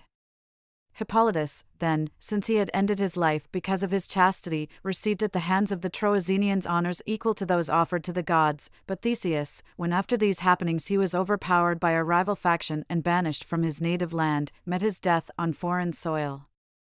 The Athenians, however, repenting of what they had done, brought back his bones and accorded him honors equal to those offered to the gods, and they set aside in Athens a sacred precinct which enjoyed the right of sanctuary and was called after him the Theseum. Since we have duly set forth the story of Theseus, we shall discuss in turn the rape of Helen and the wooing of Persephone by Perithous, for these deeds are interwoven with the affairs of Theseus. Perithous, we are told, the son of Ixion, when his wife Hippodamia died leaving behind her a son Polypotes, came to visit Theseus at Athens. and finding on his arrival that Phaedra, the wife of Theseus, was dead, he persuaded him to seize and carry off Helen, the daughter of Leda and Zeus, who was only 10 years of age, but excelled all women in beauty. When they arrived in Lacedaemon with a number of companions and had found a favorable occasion, they assisted each other in seizing Helen and carrying her off to Athens. Thereupon they agreed among themselves to cast lots, and the one who had drawn the lot was to marry Helen and aid the other in getting another woman as wife, and in so doing to endure any danger. When they had exchanged oaths to this effect, they cast lots, and it turned out that by the lot Theseus won her. Theseus, then, got the maiden for his own in the manner we have described, but since the Athenians were displeased at what had taken place, Theseus in fear of them got Helen off safely to Aphidna, one of the cities of Attica. With her he stationed his mother Ethra and the bravest men among his friends to serve as guardians of the maiden. Perithous now decided to seek the hand of Persephone in marriage, and when he asked Theseus to make the journey with him, Theseus at first endeavored to dissuade him and to turn him away from such a deed as being impious, but since Perithous firmly insisted upon it, Theseus was bound by the oaths to join with him in the deed. And when they had at last made their way below to the regions of Hades, it came to pass that because of the impiety of their act they were both put in chains, and although Theseus was later let go by reason of the favor with which Heracles regarded him, Perithous because of the impiety remained in Hades, enduring everlasting punishment, but some writers of myth say that both of them never returned. While this was taking place, they say that Helen's brothers, the Dioscuri, came up in arms against Aphidna, and taking the city razed it to the ground, and that they brought back Helen, who was still a virgin, to Lacedaemon, and along with her, to serve as a slave, Ethra, the mother of Theseus. Since we have spoken on these matters at sufficient length, we shall now give the account of the 7 against Thebes, taking up the original causes of the war. Laius, the king of Thebes, married Jocaste, the daughter of Creon, and since he was childless for some time he inquired of the god regarding his begetting of children. The Pythian priestess made reply that it would not be to his interest that children should be born to him, since the son who should be begotten of him would be the murderer of his father and would bring great misfortunes upon all the house, but Laius forgot the oracle and begot a son, and he exposed the babe after he had pierced its ankles through with a piece of iron, this being the reason why it was later given the name Oedipus. But the household slaves who took the infant were unwilling to expose it, and gave it as a present to the wife of Polybus, since she could bear no children. Later, after the boy had attained to manhood, Laius decided to inquire of the god regarding the babe which had been exposed, and Oedipus likewise, having learned from someone of the substitution which had been made in his case, set about to inquire of the Pythian priestess who were his true parents. In Phocis these two met face to face, and when Laius in a disdainful manner ordered Oedipus to make way for him, the latter in anger slew Laius, not knowing that he was his father. At this very time, the myths go on to say, a sphinx, a beast of double form, had come to Thebes and was propounding a riddle to anyone who might be able to solve it, and many were being slain by her because of their inability to do so. And although a generous reward was offered to the man who should solve it, that he should marry Jocaste and be king of Thebes, yet no man was able to comprehend what was propounded except Oedipus, who alone solved the riddle. What had been propounded by the Sphinx was this: what is it that is at the same time a biped, a triped, and a quadruped? And while all the rest were perplexed, Oedipus declared that the animal proposed in the riddle was man, since as an infant he is a quadruped, when grown a biped, and in old age a triped, using, because of his infirmity, a staff. At this answer the Sphinx, in accordance with the oracle which the myth recounts, threw herself down a precipice, and Oedipus then married the woman who, unknown to himself, was his mother, and begot 2 sons, Eteocles and Polynices, and 2 daughters, Antigone and Ismene. When the sons had attained to manhood, they go on to say, and the impious deeds of the family became known, Oedipus, because of the disgrace, was compelled by his sons to remain always in retirement, and the young men, taking over the throne, agreed together that they should reign in alternate years. Eteocles, being the elder, was the first to reign, and upon the termination of the period he did not wish to give over the kingship. But Polynices demanded of him the throne as they had agreed, and when his brother would not comply with his demand he fled to Argos to King Adrastus.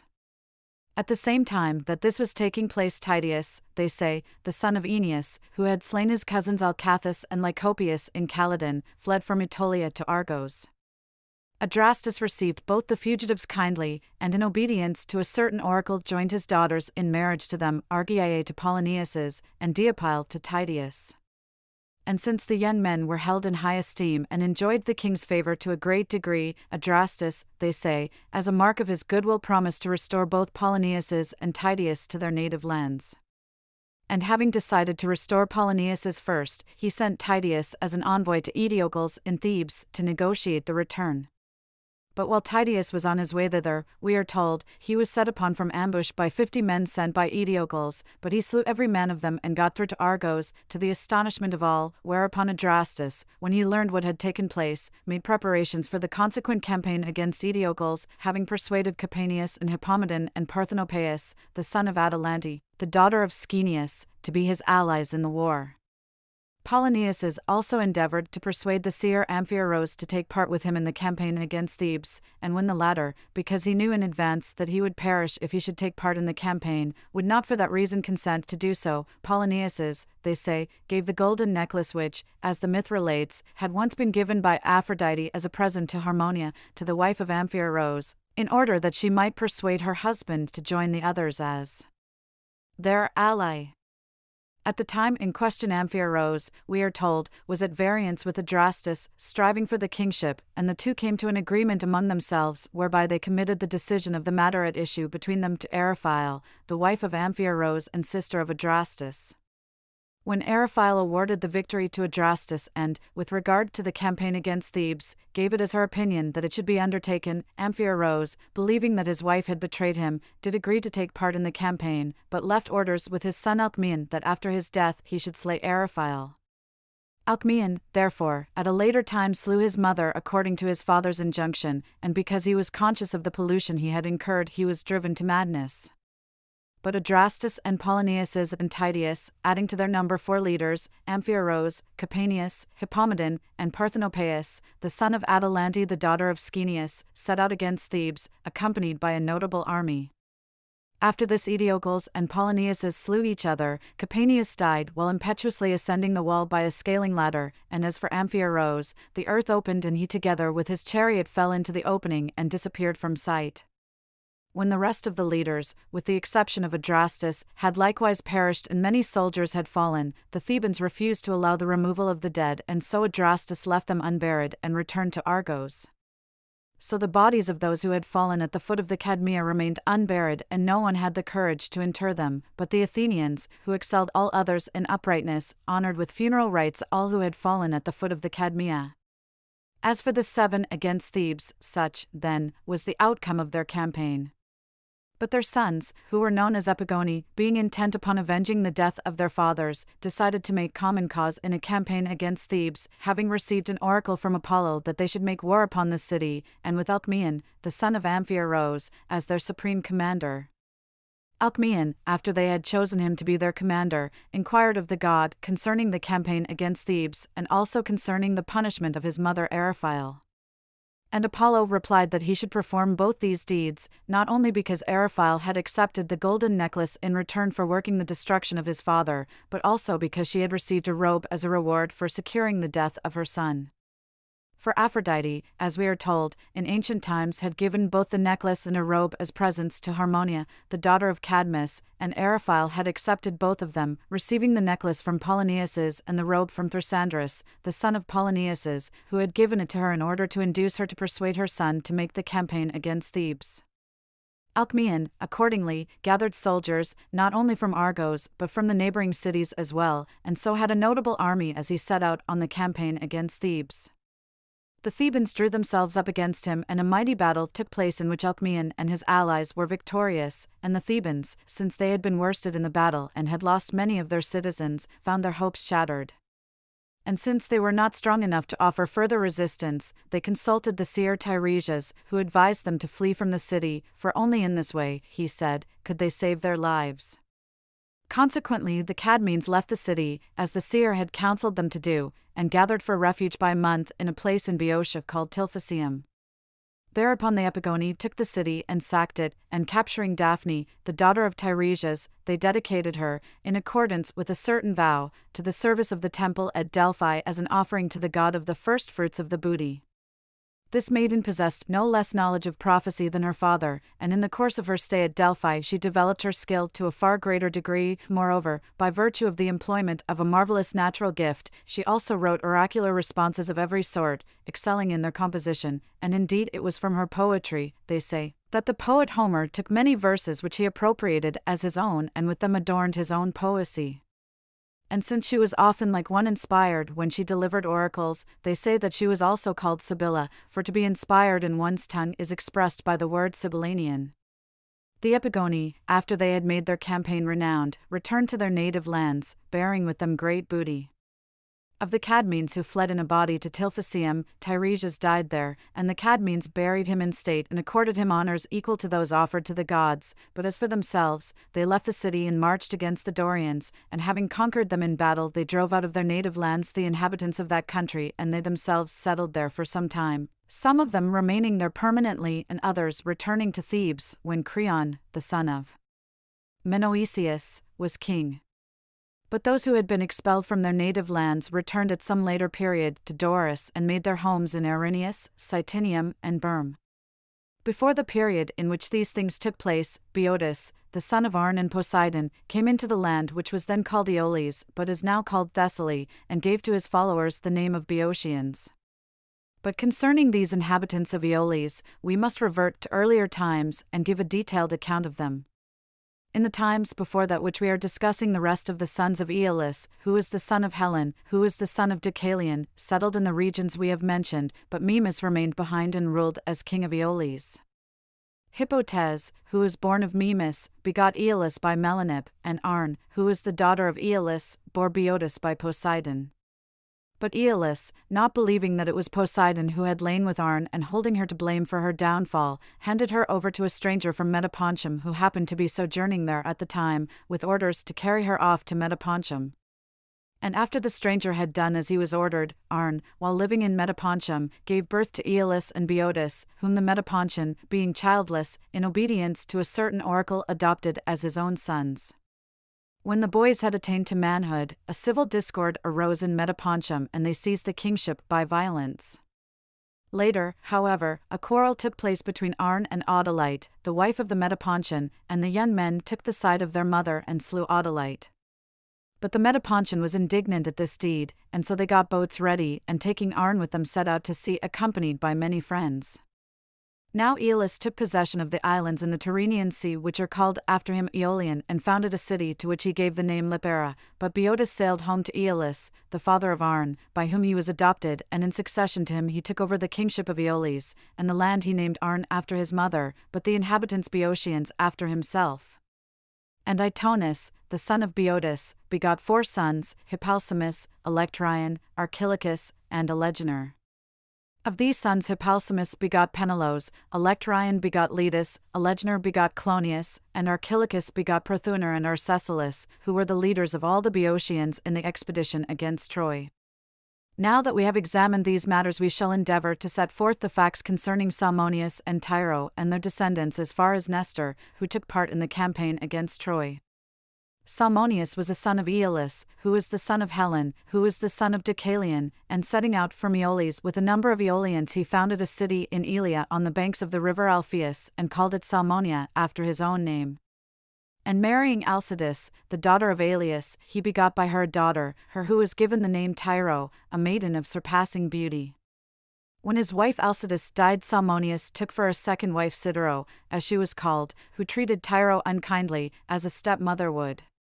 Afterwards Salmoneus, being an overbearing man and impious, came to be hated by his subjects, and because of his impiety was slain by Zeus with a bolt of lightning. As for Tyro, who was still a virgin when this took place, Poseidon lay with her and begot 2 sons, Peleus and Neleus. Then Tyro married Cretheus and bore Mithaon and Pheres and Ezon. But at the death of Cretheus a strife over the kingship arose between Peleus and Neleus.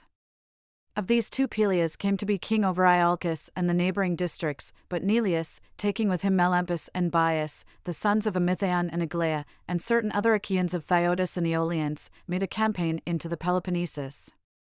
Melampus, who was a seer, healed the women of Argos of the madness which the wrath of Dionysus had brought upon them, and in return for this benefaction he received from the king of the Argives, Anaxagoras the son of Megapenthes, 2/3 of the kingdom, and he made his home in Argos and shared the kingship with Bias his brother.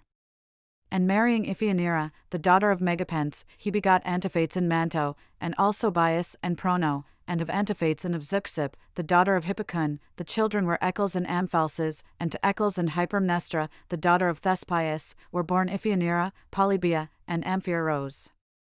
Now Melampus and Bias and their descendants shared in the kingship in Argos, as we have stated, but Neleus, when he had arrived in Messene together with his companions, founded the city of Pylos, the natives of the region giving him the site. And while king of this city he married Chloris, the daughter of Amphion the Theban, and begot 12 sons, the oldest of whom was Periclymenus and the youngest the Nestor who engaged in the expedition against Troy. As regards the ancestors of Nestor, then, we shall be satisfied with what has been said, since we are aiming at due proportion in our account. We shall now discuss in turn the Lapiths and Centaurs. To Oceanus and Tethys, so the myths relate, were born a number of sons who gave their names to rivers, and among them was Peneus, from whom the river Peneus in Thessaly later got its name. He lay with the nymph named Creusa and begot as children Hypsias and Stilbe, and with the latter Apollo lay and begot Lapiths and Centaurus. Of these two, Lapiths made his home about the Peneus river and ruled over these regions, and marrying Orsinome, the daughter of Eurynomus, he begot 2 sons, Phorbas and Periphas. And these sons became kings in this region, and all the peoples there were called Lapiths after Lapiths. As for the sons of Lapiths, Phorbas went to Elenus, from which city Alector, the king of Elia, summoned him to come to his aid, since he stood in fear of the overlordship of Pelops, and he gave him a share of the kingship of Elis, and to Phorbas were born 2 sons, Aegeus and Actor, who received the kingship over the Hellenes. The other son of Lapiths, namely, Periphas, married Astyagia, the daughter of Hypsias, and begot 8 sons, the oldest of whom was Antion, who lay with Paramela, the daughter of Amithaon, and begot Ixion. He, the story goes, having promised that he would give many gifts of wooing to Ionius, married Dia, the daughter of Ionius, by whom he begot Perithous. But when afterward Ixion would not pay over the gifts of wooing to his wife, Ionius took as security for these his mares. Ixion thereupon summoned Ionius to come to him, assuring that he would comply in every respect, but when Ionius arrived he cast him into a pit which he had filled with fire. Because of the enormity of this crime no man, we are informed, was willing to purify him of the murder. The myths recount, however, that in the end he was purified by Zeus, but that he became enamored of Hera and had the temerity to make advances to her. Thereupon, men say, Zeus formed a figure of Hera out of a cloud and sent it to him, and Ixion, lying with the cloud, Nephiel, begot the centaurs, as they are called, which have the shapes of men.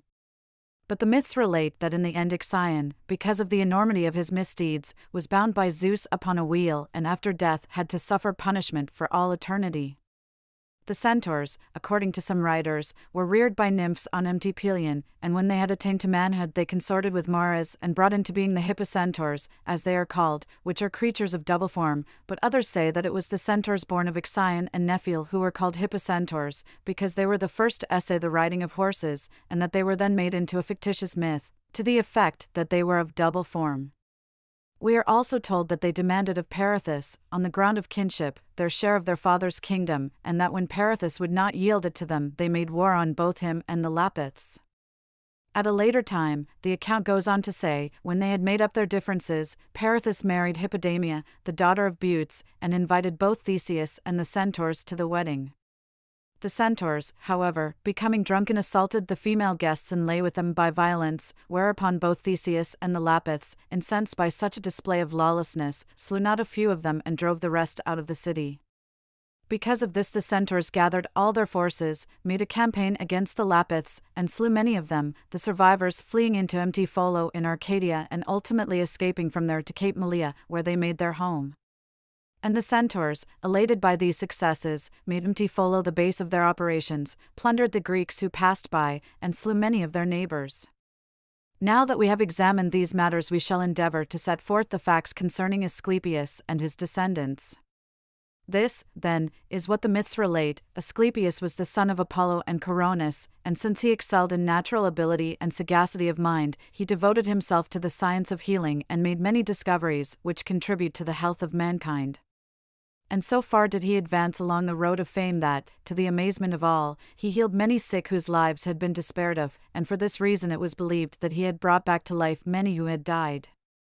Consequently, the myth goes on to say, Hades brought accusation against Asclepius, charging him before Zeus of acting to the detriment of his own province, for, he said, the number of the dead was steadily diminishing, now that men were being healed by Asclepius. So Zeus, in indignation, slew Asclepius with his thunderbolt, but Apollo, indignant at the slaying of Asclepius, murdered the Cyclopes who had forged the thunderbolt for Zeus, but at the death of the Cyclopes Zeus was again indignant and laid a command upon Apollo that he should serve as a laborer for a human being and that this should be the punishment he should receive from him for his crimes. To Asclepius, we are told further, sons were born, Machaon and Podalirius, who also developed the healing art and accompanied Agamemnon in the expedition against Troy. Throughout the course of the war they were of great service to the Greeks, healing most skillfully the wounded, and because of these benefactions they attained to great fame among the Greeks. Furthermore, they were granted exemption from the perils of battles and from the other obligations of citizenship, because of the very great service which they offered by their healing. Now as regards Asclepius and his sons, we shall be satisfied with what has been said. We shall now recount the story of the daughters of Asopus and of the sons who were born to Aeacus. According to the myths, there were born to Oceanus and Tethys a number of children who gave their names to rivers, and among their number were Peneus and Asopus. Now Peneus made his home in what is now Thessaly and called after himself the river which bears his name, but Asopus made his home in Phlius, where he married Medope, the daughter of Ladon, to whom were born 2 sons, Pelagus and Ismenus, and 12 daughters, Corcyra and Salamis, also Aegina, Pyrene, and Cleone, then Thebe, Tanagra, Thespia, and Asopes, also Sinope, and finally Ornia and Chalcis. One of his sons, Ismenus, came to Boeotia and settled near the river which received its name from him, but as for the daughters, Sinope was seized by Apollo and carried off to the place where now stands the city of Sinope, which was named after her, and to her and Apollo was born a son Cyrus, who became king of the Syrians, who were named after him. Corcyra was carried off by Poseidon to the island which was named Corcyra after her, and to her and Poseidon was born Phaeax, from whom the Phaeacians afterwards received the name they bear. To Phaeax was born Alcinous, who brought about the return of Odysseus to Ithaca. Salamis was seized by Poseidon and taken to the island which was named Salamis after her, and she lay with Poseidon and bore Cycreus, who became king of this island and acquired fame by reason of his slaying a snake of huge size which was destroying the inhabitants of the island. Aegina was seized by Zeus and taken off by him from Phlius to the island which was named Aegina after her, and lying with Zeus on this island she gave birth to Aeacus, who became its king. To Aeacus' sons were born Peleus and Telamon. Of these, Peleus, while hurling a discus, accidentally slew Phocus, who was his brother by the same father, although born of another mother. Because of this slaying, Peleus was banished by his father and fled to Phthia in what is now called Thessaly, where he was purified by Actor the king of the country and succeeded to the kingship, Actor being childless.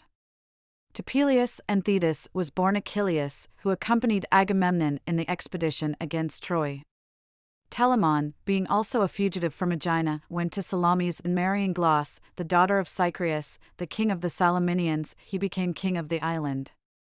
When his wife Glauce died he married Arabia of Athens, the daughter of Alcathous, by whom he begot Ajax, who served in the expedition against Troy. Now that we have examined these matters we shall endeavor to set forth the facts concerning Pelops and Tantalus and Oenomaus, but to do so we must revert to earlier times and give in summary the whole story from the beginning. The account runs like this: in the city of Pisa in the Peloponnesus Ares lay with Hopine, the daughter of Asopus, and begot Oenomaus, who, in turn, begot a daughter, an only child, and named her Hippodamia. And once when he consulted an oracle about the end of his life, the god replied to him that he should die whenever his daughter Hippodamia should marry.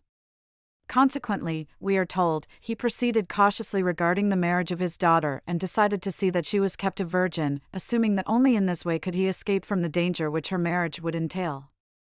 And so, since there were many suitors for the girl's hand, he proposed a contest for any who wished to marry her, the conditions being that the defeated suitor must die, but whoever should win would have the girl in marriage.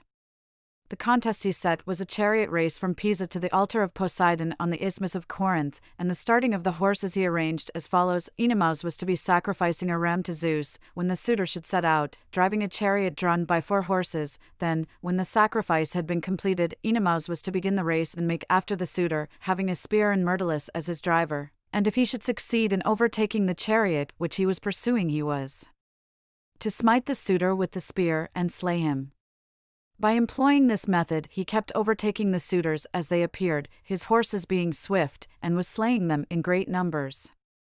But when Pelops, the son of Tantalus, came to Pisa and looked upon Hippodamia, he set his heart upon marrying her, and by corrupting Myrtilus, the charioteer of Oenomaus, and thus securing his cooperation toward winning the victory, he was the first to arrive at the altar of Poseidon on the isthmus. And Oenomaus, believing that the oracle had been fulfilled, was so disheartened by grief that he removed himself from life.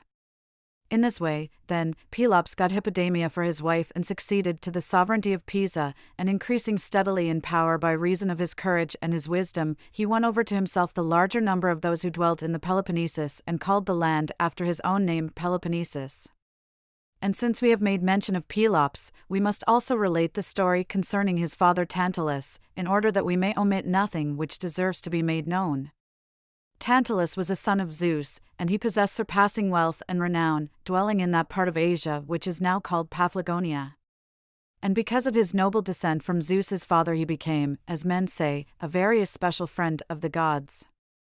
At a later time, however, he did not bear as a human being should the good fortune which came to him, and being admitted to the common table of the gods and to all their intimate talk as well, he made known to men happenings among the immortals, which were not to be divulged.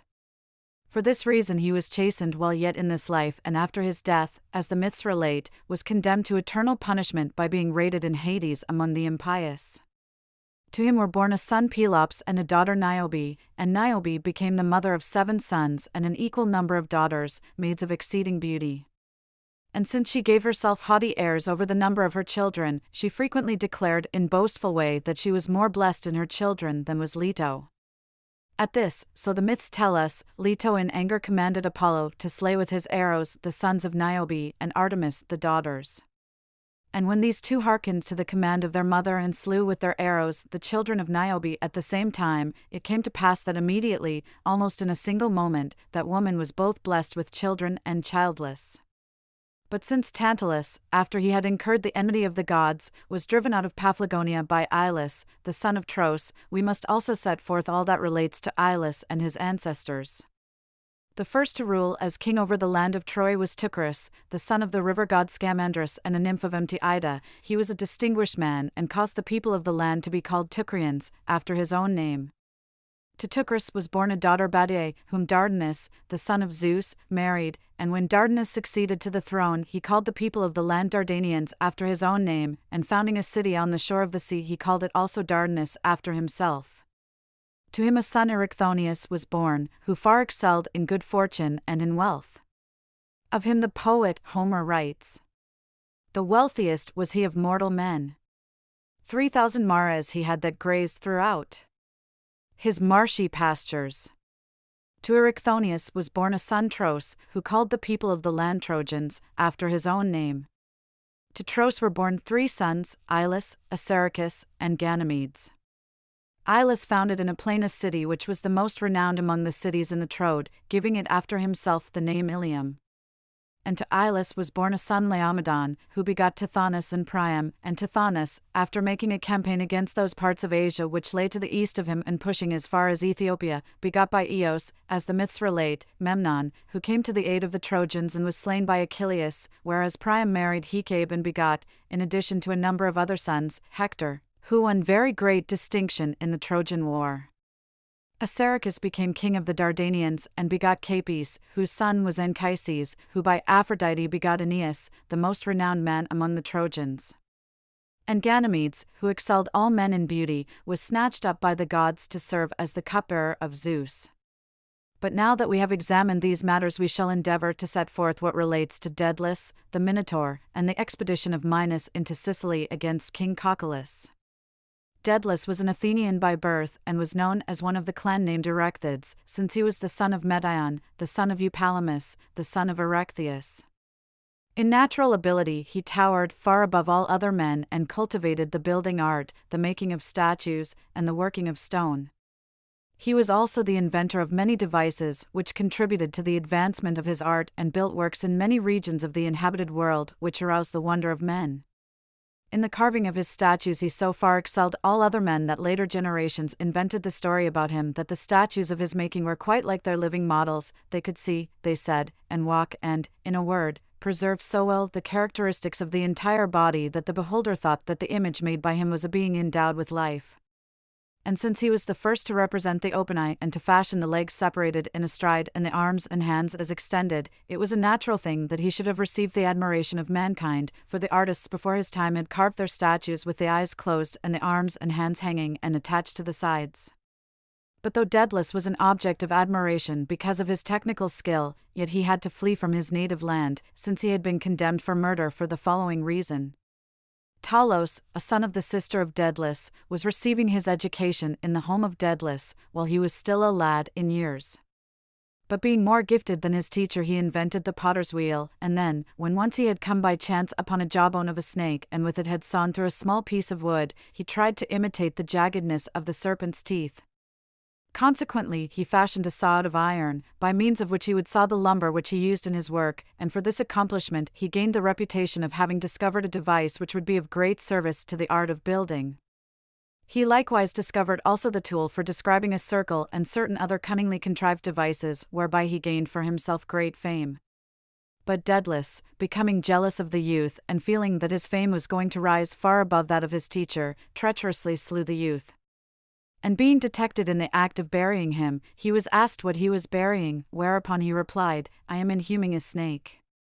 Here a man may well wonder at the strange happening, that the same animal that led to the thought of devising the saw should also have been the means through which the murder came to be discovered.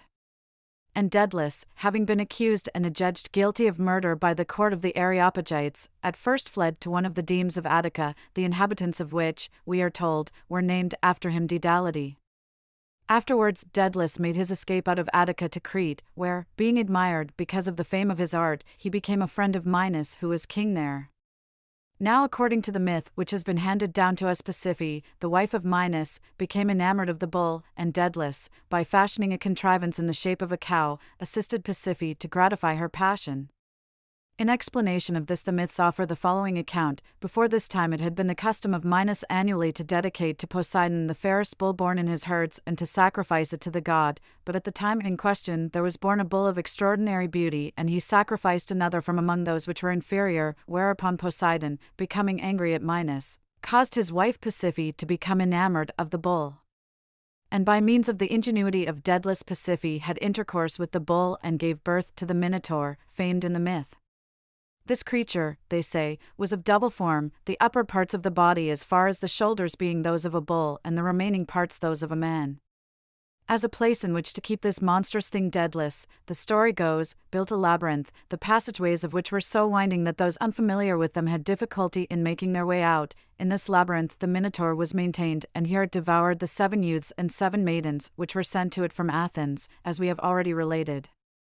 But Daedalus, they say, on learning that Minos had made threats against him because he had fashioned the cow, became fearful of the anger of the king and departed from Crete, Pasiphae helping him in providing a vessel for his escape. With him fled also his son Icarus, and they put in at a certain island, which lay in the open sea. But when Icarus was disembarking onto the island in a reckless manner, he fell into the sea and perished, and in memory of him the sea was named the Icarian and the island was called Icaria. Daedalus, however, sailing away from this island, landed in Sicily near the territory over which Cocalus reigned as king, who courteously received Daedalus and because of his genius and his renown made him his close friend. But certain writers of myths have the following account: Daedalus remained a while longer in Crete, being kept hidden by Pasiphae, and King Minos, desiring to wreak vengeance upon him and yet being unable to find him, caused all the boats which were on the island to be searched and announced that he would give a great sum of money to the man who should discover Daedalus.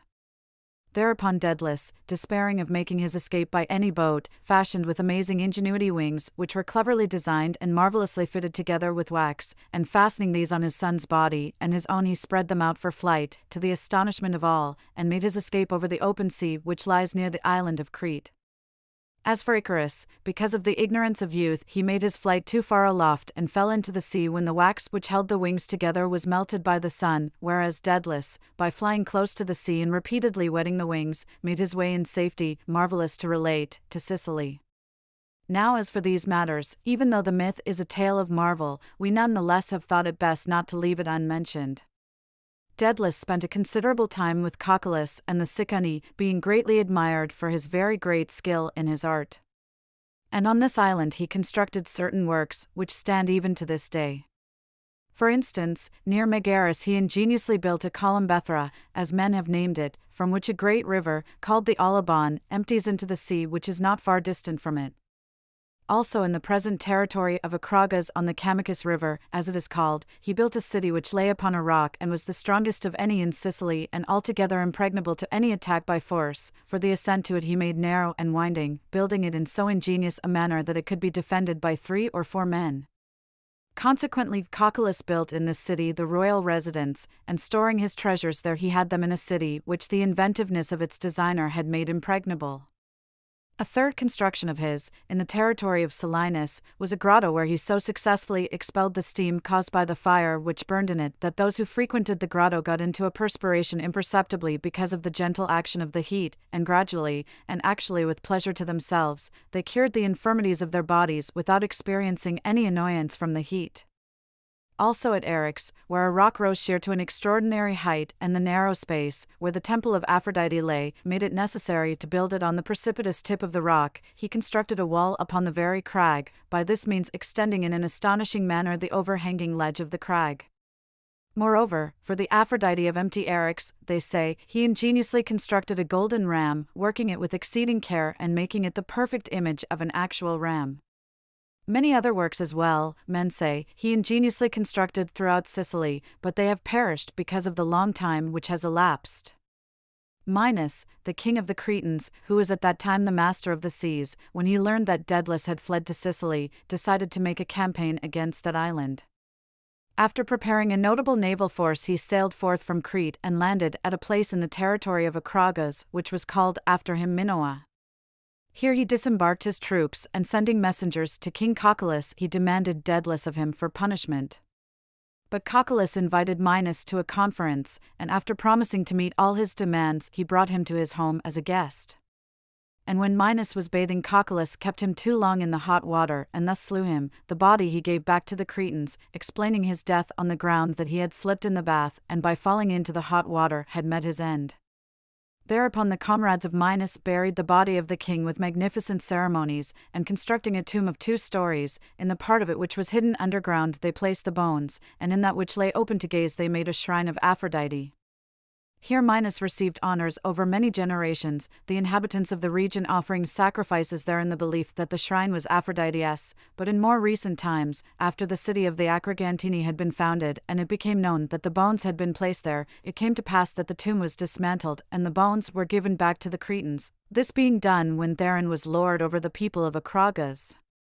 However, the Cretans of Sicily, after the death of Minos, fell into factious strife, since they had no ruler, and, since their ships had been burned by the Sicani serving under Cocalus, they gave up any hope they had had of returning to their native land, and deciding to make their home in Sicily, a part of them established on that island a city to which they gave the name Minoa after their king, and others, after wandering about through the interior of the island, seized a place which was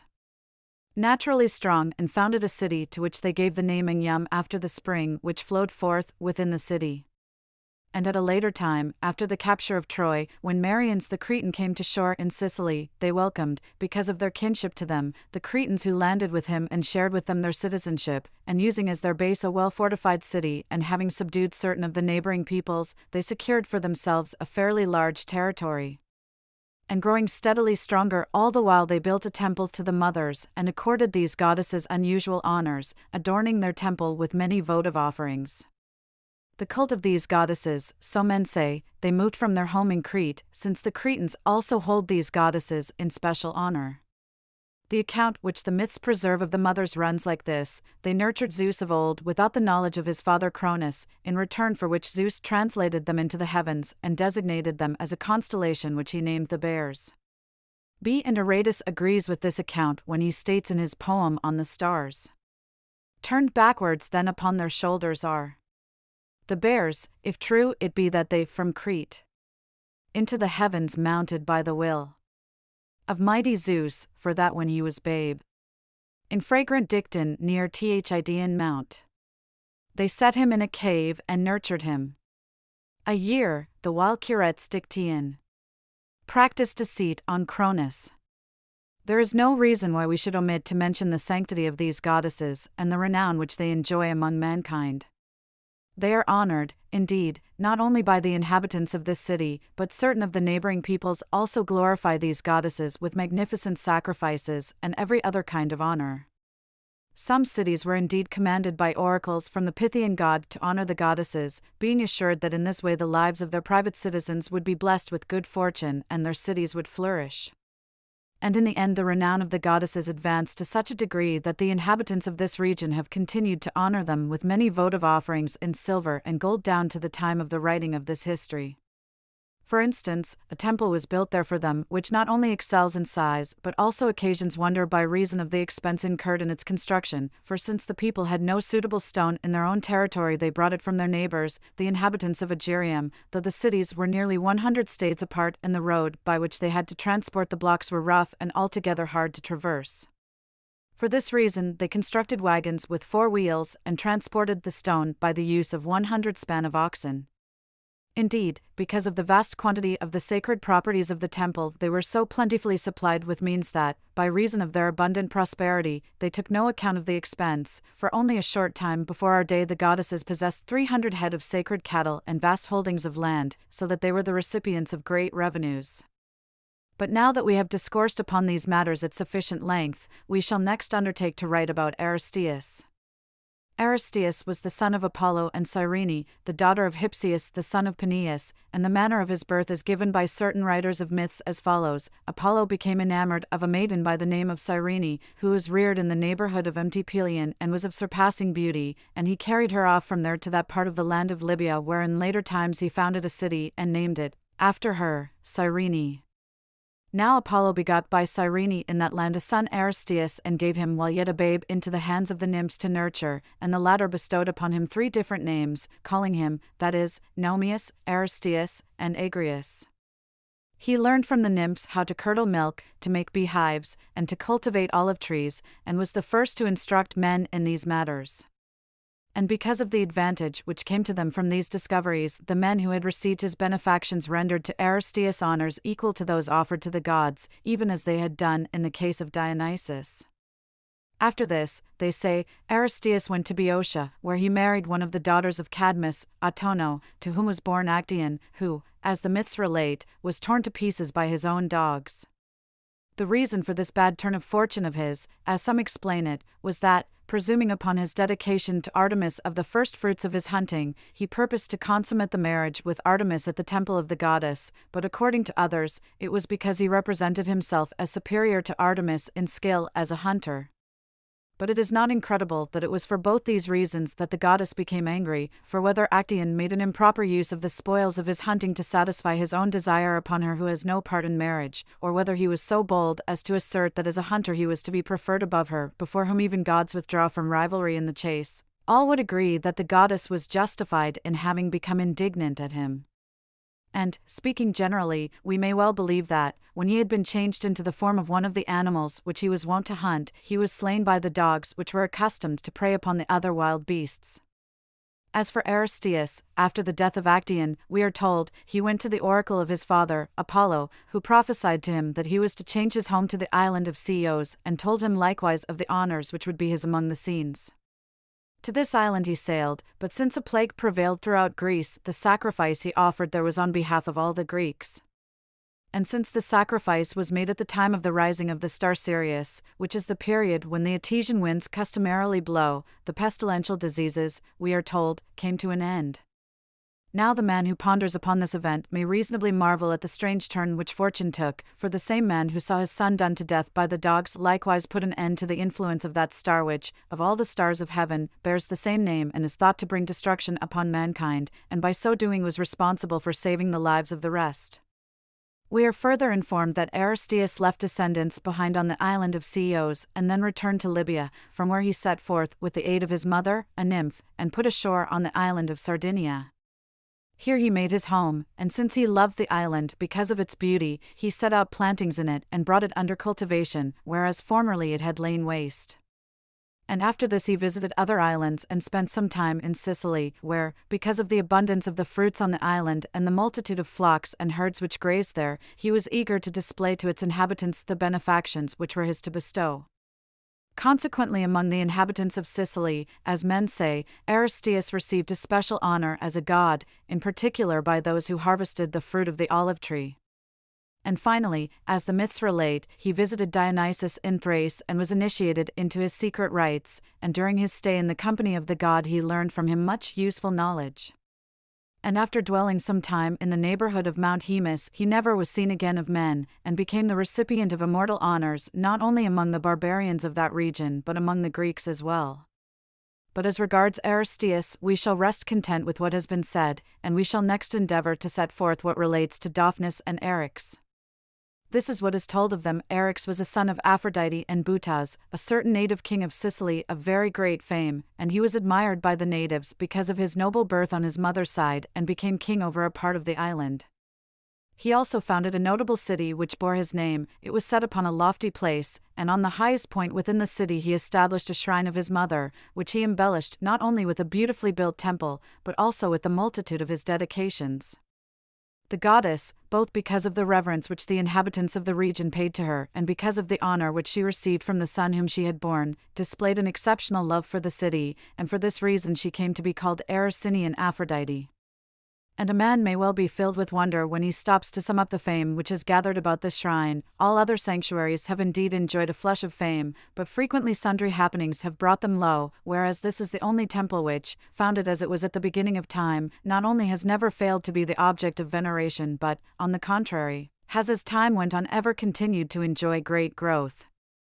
For after Eryx has bestowed upon it the honors we have described, Aeneas, the son of Aphrodite, when at a later time he was on his way to Italy and came to anchor off the island, embellished the sanctuary, since it was that of his own mother, with many votive offerings. After him the Sicanians paid honor to the goddess for many generations and kept continually embellishing it with both magnificent sacrifices and votive offerings, and after that time the Carthaginians, when they had become the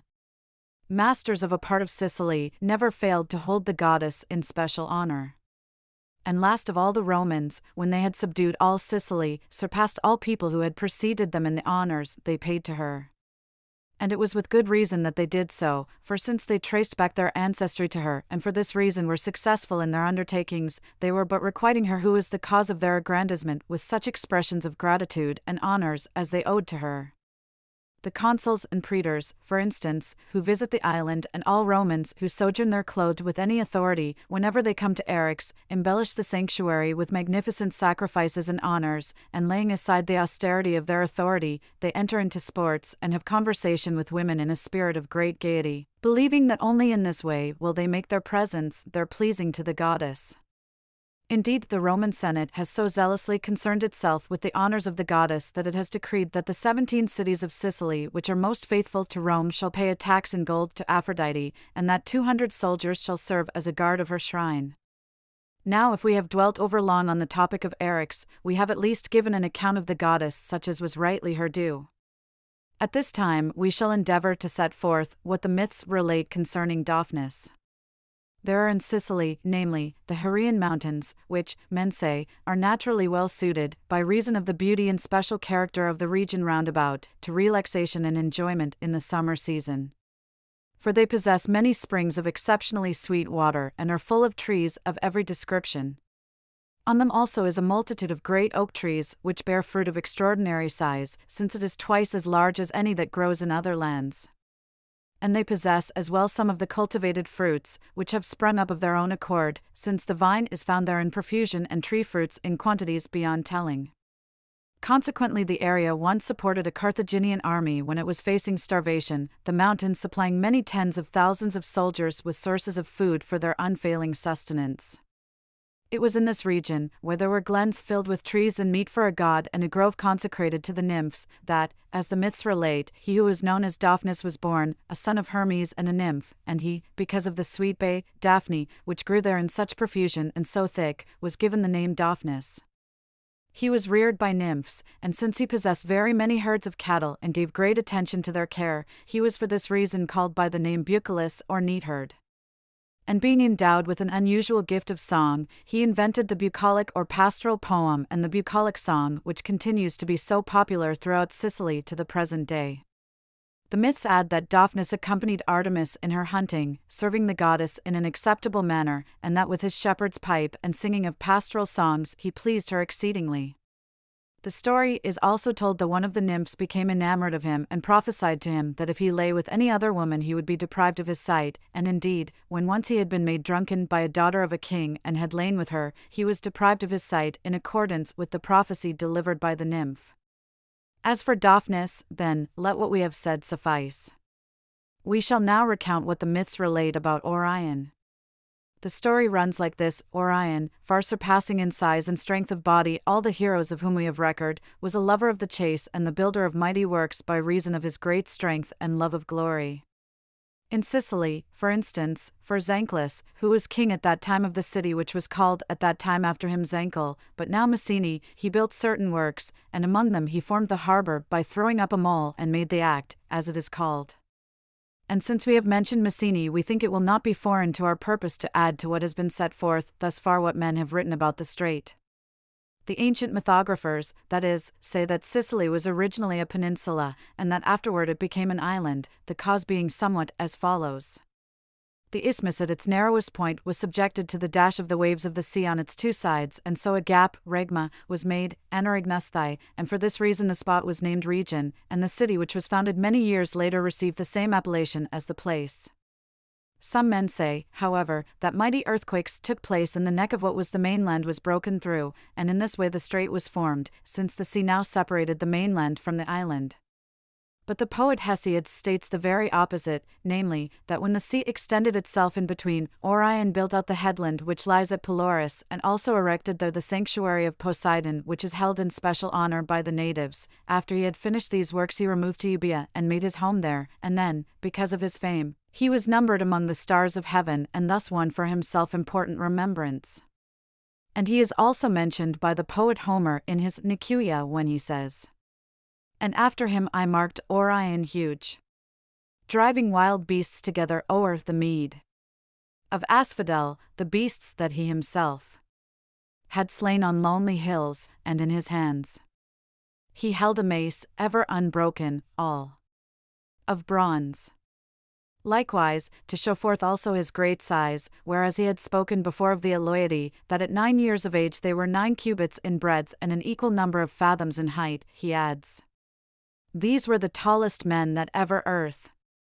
giver of grain, did rear, and goodliest by far, save for Orion, famed abroad. But for our part, since we have spoken, in accordance with the plan which we announced at the beginning, at sufficient length about the heroes and demigods, at this point we shall close the present book. End of Book 4.